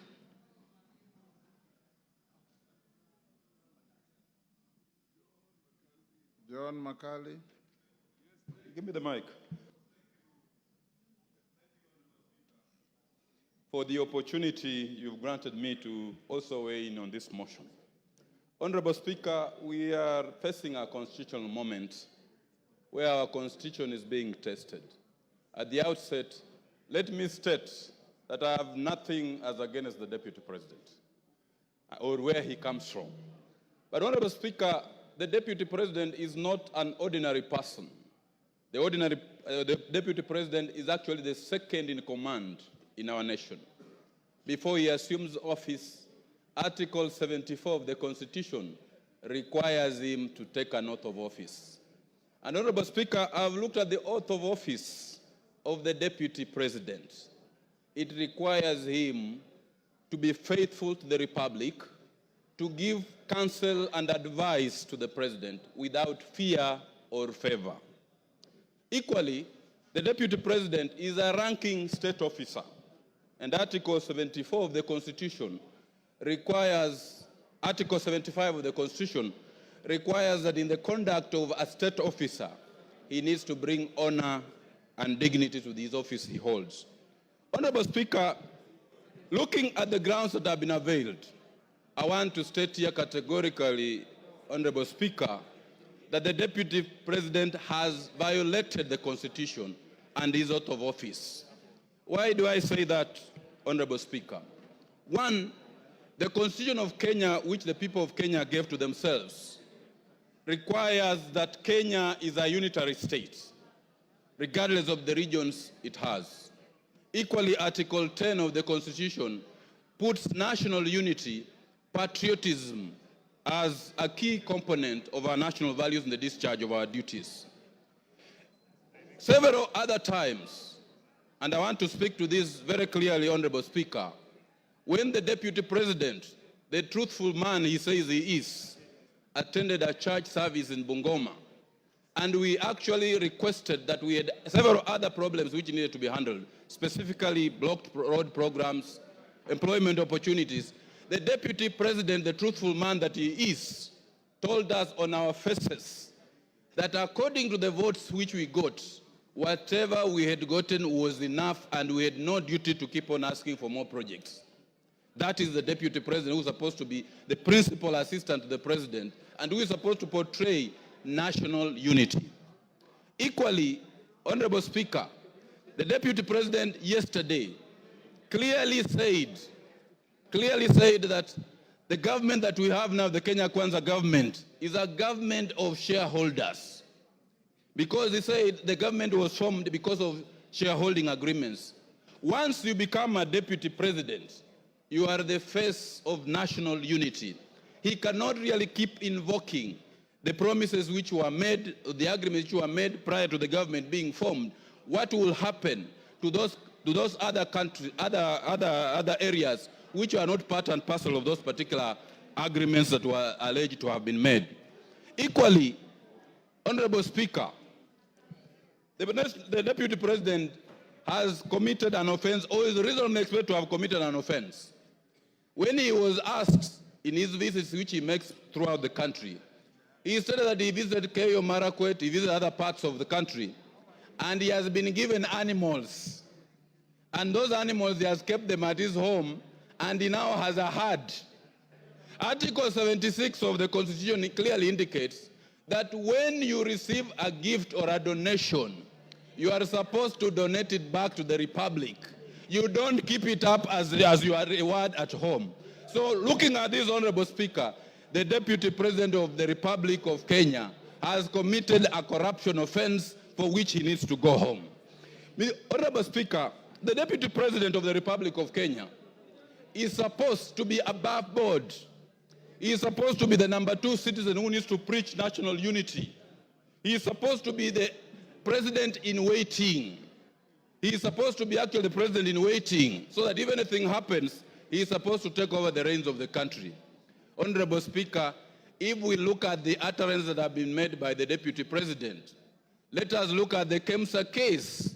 I've looked at the affidavit of Dr. Andrew. It is very, very clear that the Deputy President was actually conflicted in the KEMSA supply case, and Article 75 of the Constitution requires all state officers to avoid situations where they are in conflict of interest.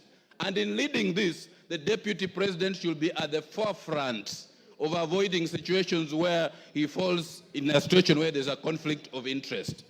Taking into account all these 11 grounds that have been made, I have no doubt on my mind, Honorable Speaker, that for his arrogance, that for his breach of the Constitution, that for his defiance, that for his statements, that for his conduct, he is not a truthful man as he pretends to be, and we cannot have such a person as the Deputy President of the Republic of Kenya.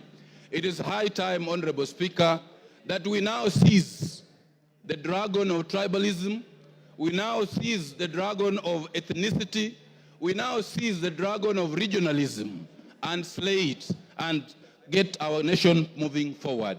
Honorable Speaker, I rise to support this particular motion and say the Deputy President of the Republic of Kenya must go, and we have to start up a fresh page. I support, Honorable Speaker. Julius Ole Sunguli.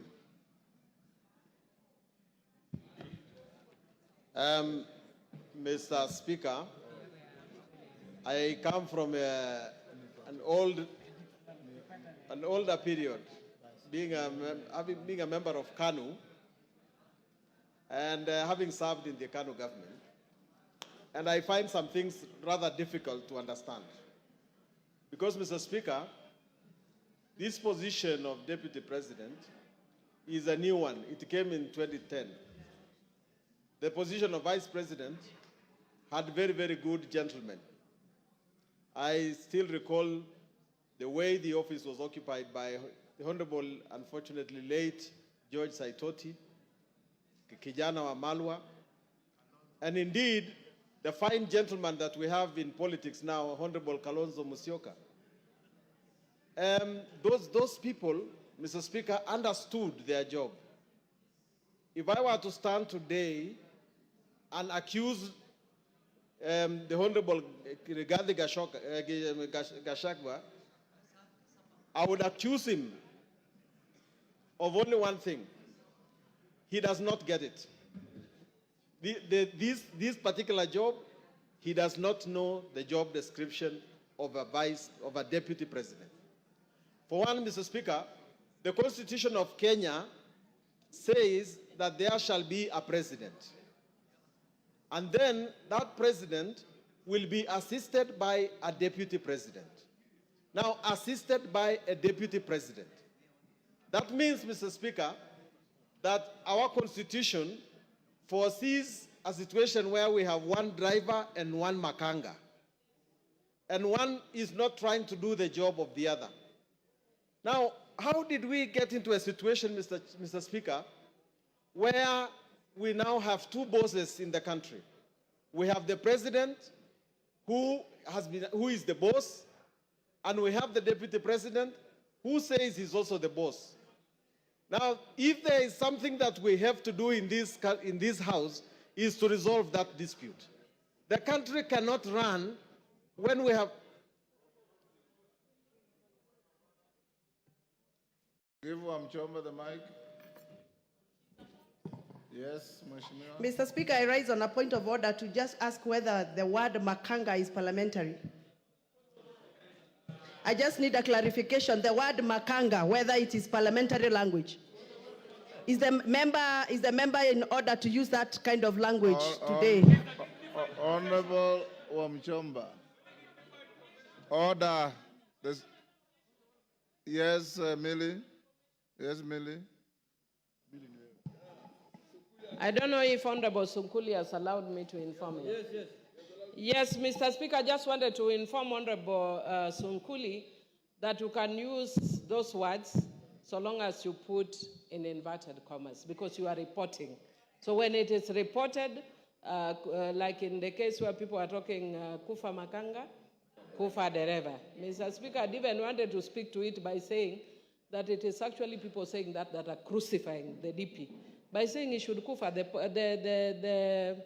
the motion here is on the, in quote, Makanga. It's not on the Dereva. So people want to bring the motion on the Dereva in quotes, can bring, but the one we are dealing with now is on Makanga. But for Honorable Mchomba, language is dynamic. It's living. It grows. That's why you now find Kiswahili words in the Oxford English Dictionary. And by ordinary usage, every single Kenyan knows what Makanga means. And Sunguli was not mixing languages. He spoke in the manner like he was quoting. I will definitely need another extra time. But Mr. Speaker, so our constitution foresees a situation where the president and the deputy president operate in harmony. Now, Mr. Speaker, if your principal job is to assist the president, and your marriage with the president is now irretrievably broken down, the only purpose of this house is to say that there is actually no more marriage, and that the deputy president can no longer perform his duties as a deputy president. And so, if that happens to be the situation, then what remains? I remember the late President Moi telling us that the problem with Africans is that they don't resign until they are kicked out. In this particular situation, because the marriage is irretrievably broken down, it ought to be the case that the deputy president ought to say, as a gentleman, that this thing is not working, I'm going to leave it. He has said that this is like a company. And in a company, people exist in order to have a common good. And the mixture of strategy and vision and deep understanding of their core business is what will bring fruits to this job. Mr. Speaker, I believe myself that there are two mistakes that have been made here that need to be looked into by this House. One is that the Deputy President ought to believe in the Republic of Kenya. Because if I look at the number of times, if I Google the number of times the Deputy President has pronounced the word Mount Kenya, and the number of times he has pronounced the name Kenya, the number of times he has said Mount Kenya are more than the times he has said Kenya.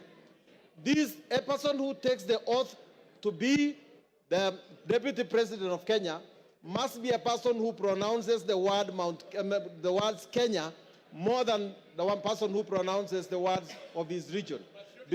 Patriotism. And secondly, the person must actually believe in his boss and must... Give him 1 minute. Mr. Speaker, if your core business is to work for your boss, you must believe in him. If you don't believe in him, what are you doing with him? The second thing is that you must believe in Kenya. If you don't believe in Kenya, that you believe that your responsibility is to look after the shares of your side of Kenya, then what are you doing with the rest of the country?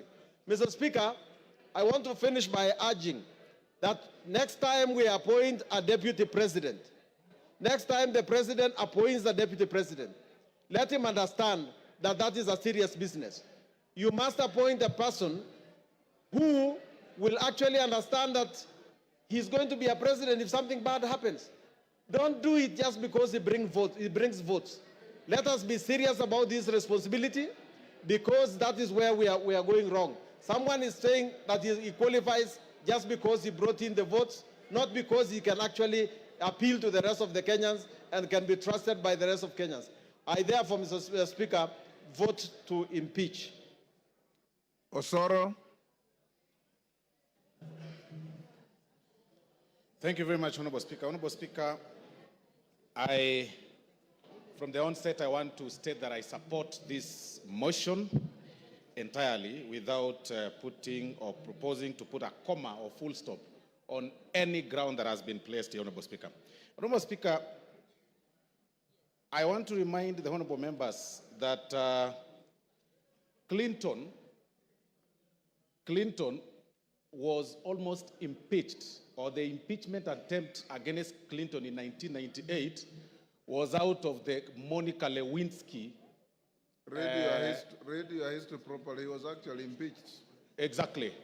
Monica Lewinsky matter. Of course, it was overturned later by the courts and other issues, but I'm saying it was out of that scandal, the very small scandal of the sexual scandal in White House. Honorable Speaker, I want first to start by proposing this question, Honorable Speaker, to honorable members. How would you feel that when you eventually transit to the next world, you are dead, that your brother or the person that you choose to entrust to take care of your wife and your children's property decides to start using those property for his own personal use? As members, how would you feel that? That is the question that honorable members should be making, should be answering themselves before they vote today, later today, Honorable Speaker. Honorable Speaker, the late Governor Nderitu Gachagua passed on 24th of February 2017.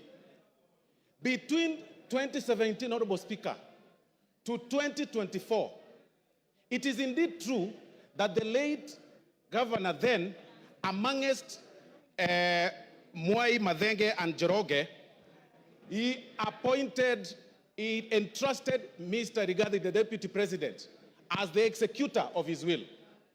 But, Honorable Speaker, between 2017 and 2024, the property that, and this is, Honorable Speaker, is in the documents that Mwengi Mutusa has shared, Honorable Mwengi Mutusa has shared with us and tabled in this house, that between 2017 and 2024, he's been able to alter or tamper with those companies, make himself directors in some of those companies, transfer some of those properties to himself, disinherit some of the beneficiaries, the kids of the late, and put them to himself. And then one particular case, Honorable Speaker, is the Olive Garden Realtors, Honorable Speaker, that was actually altered on 2nd of March 2022, using the position of power to his own advantage, Honorable Speaker. How can you explain that?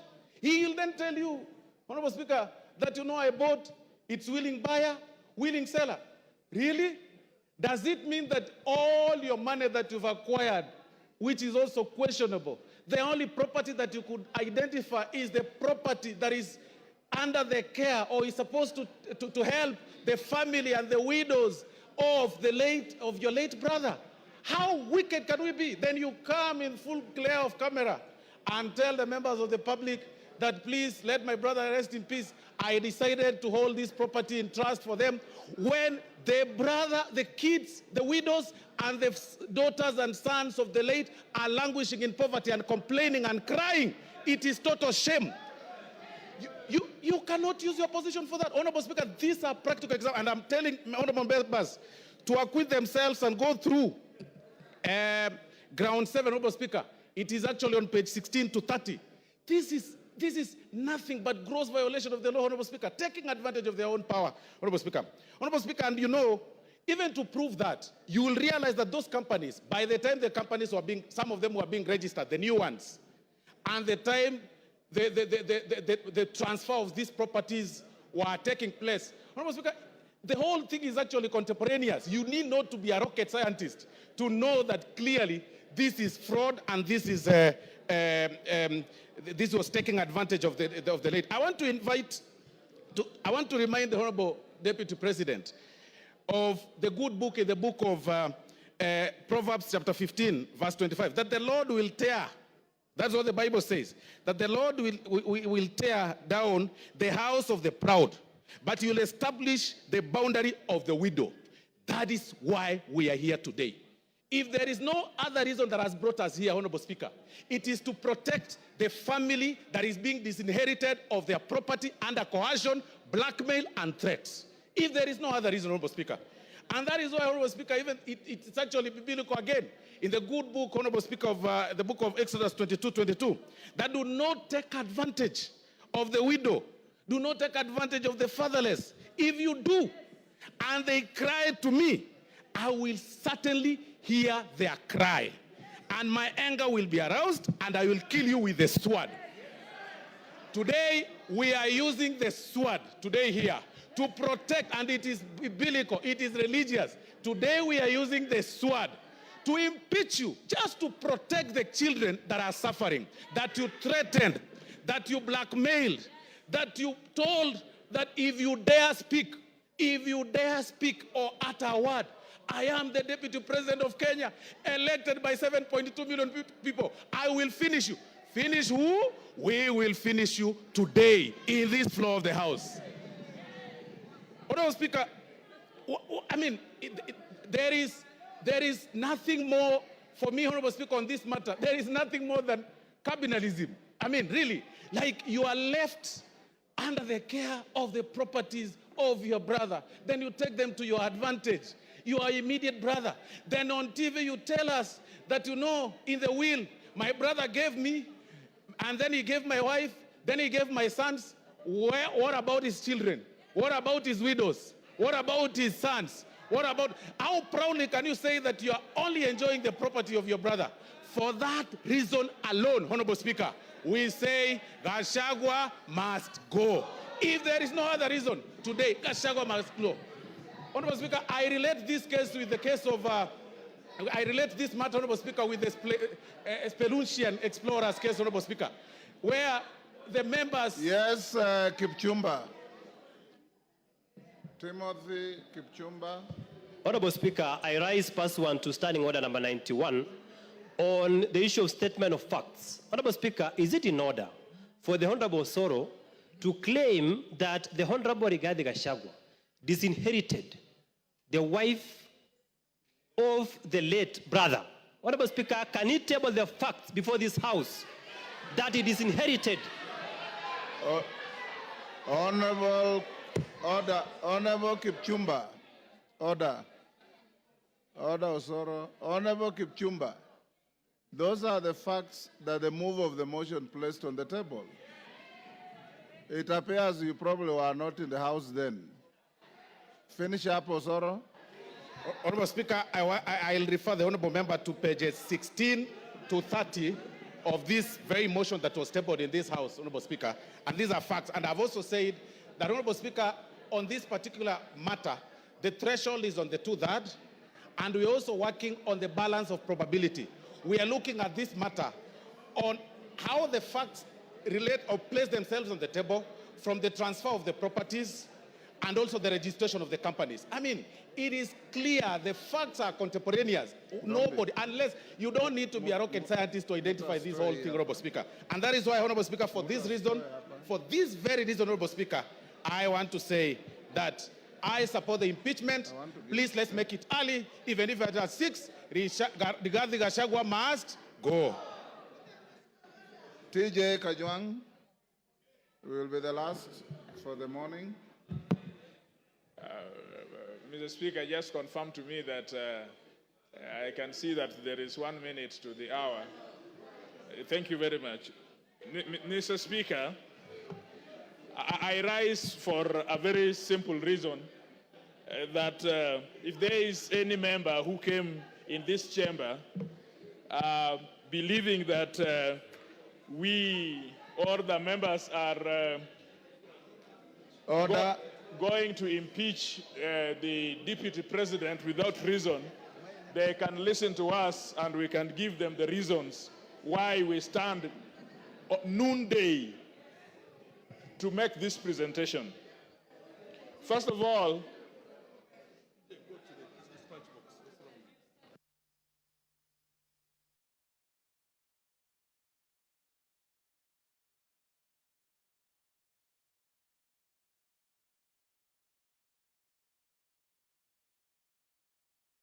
Member for Machakos County, what is the problem?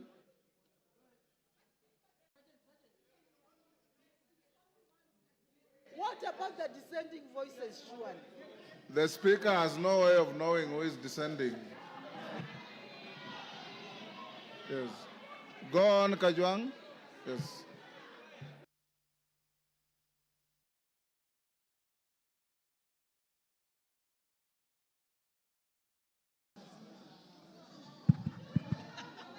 Yes, Ngusia, what is the problem? Mr. Speaker, TJ Kajwang, 1 minute. I have come to make a very small presentation to vilify Gachagua.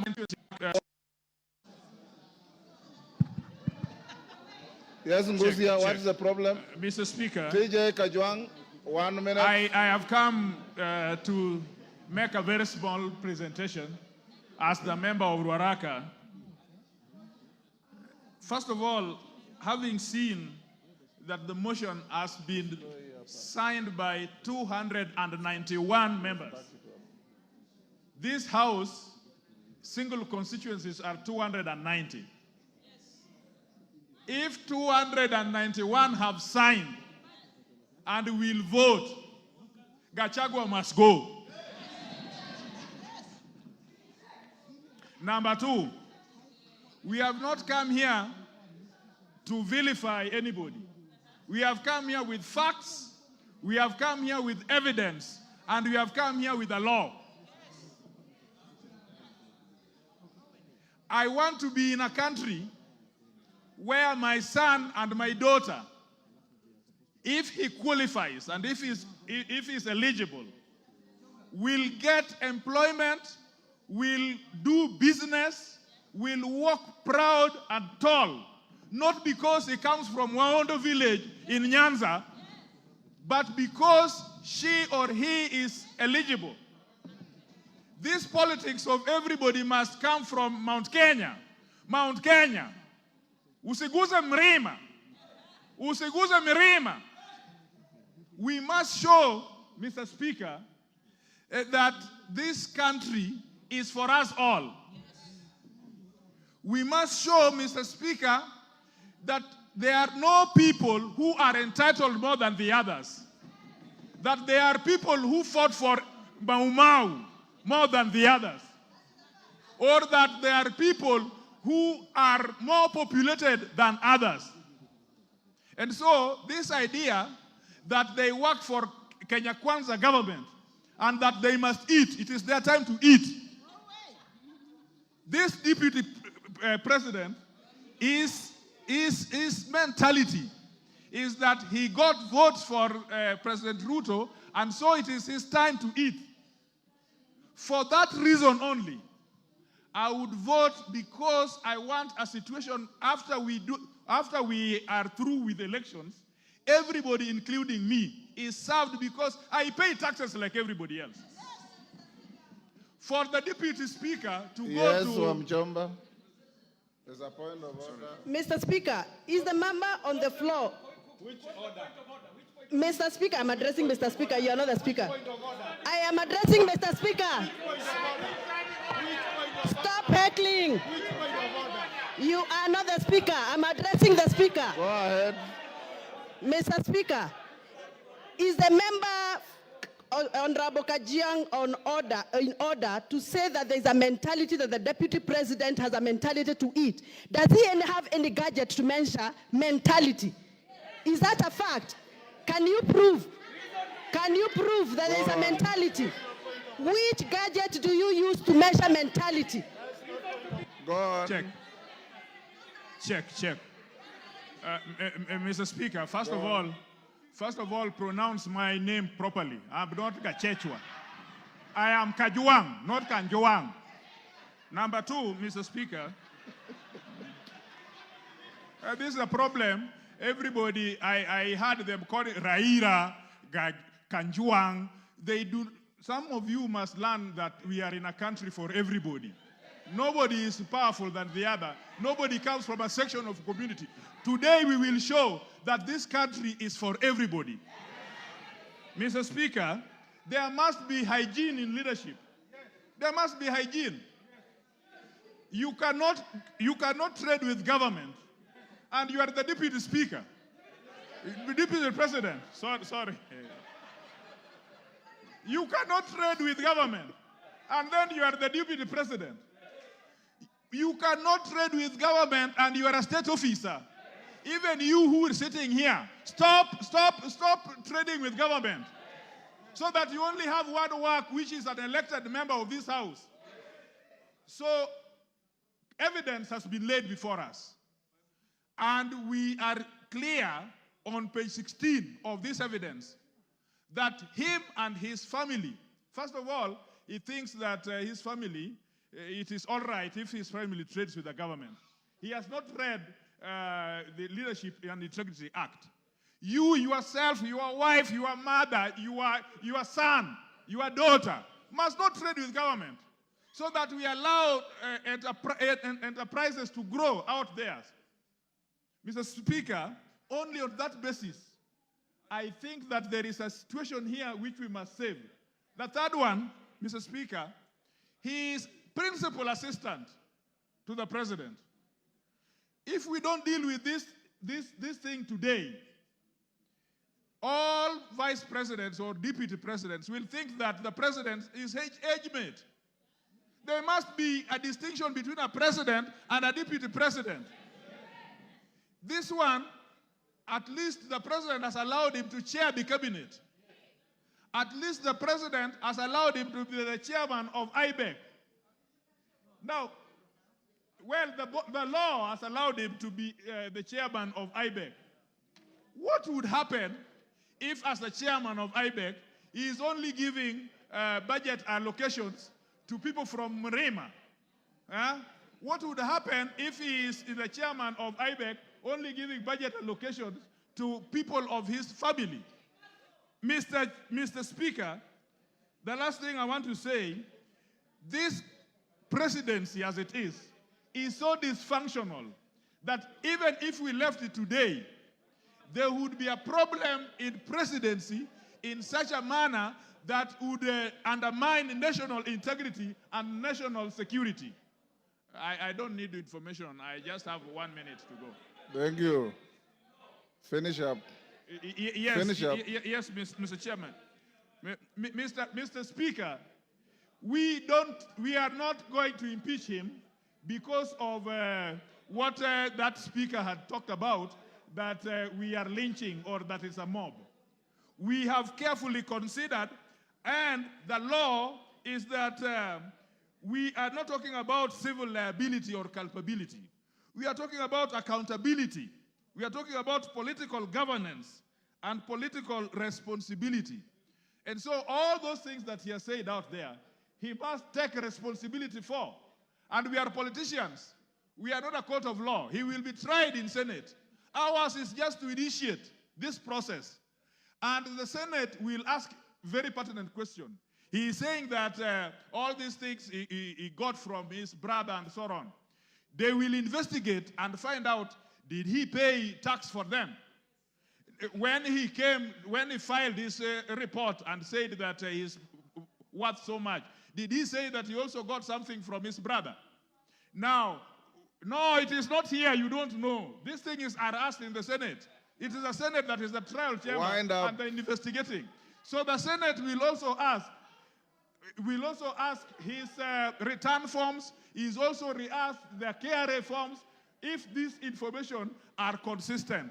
And so, in all the evidence that I've seen, in all the charges I've seen, I return a verdict that Gachagua must do what? Gachagua must do what? Gachagua must do what? Order, members, will you be upstanding?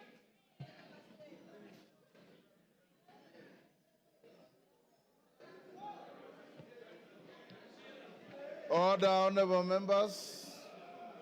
It is now 1:09, and the House stands adjourned until 2:30 this afternoon.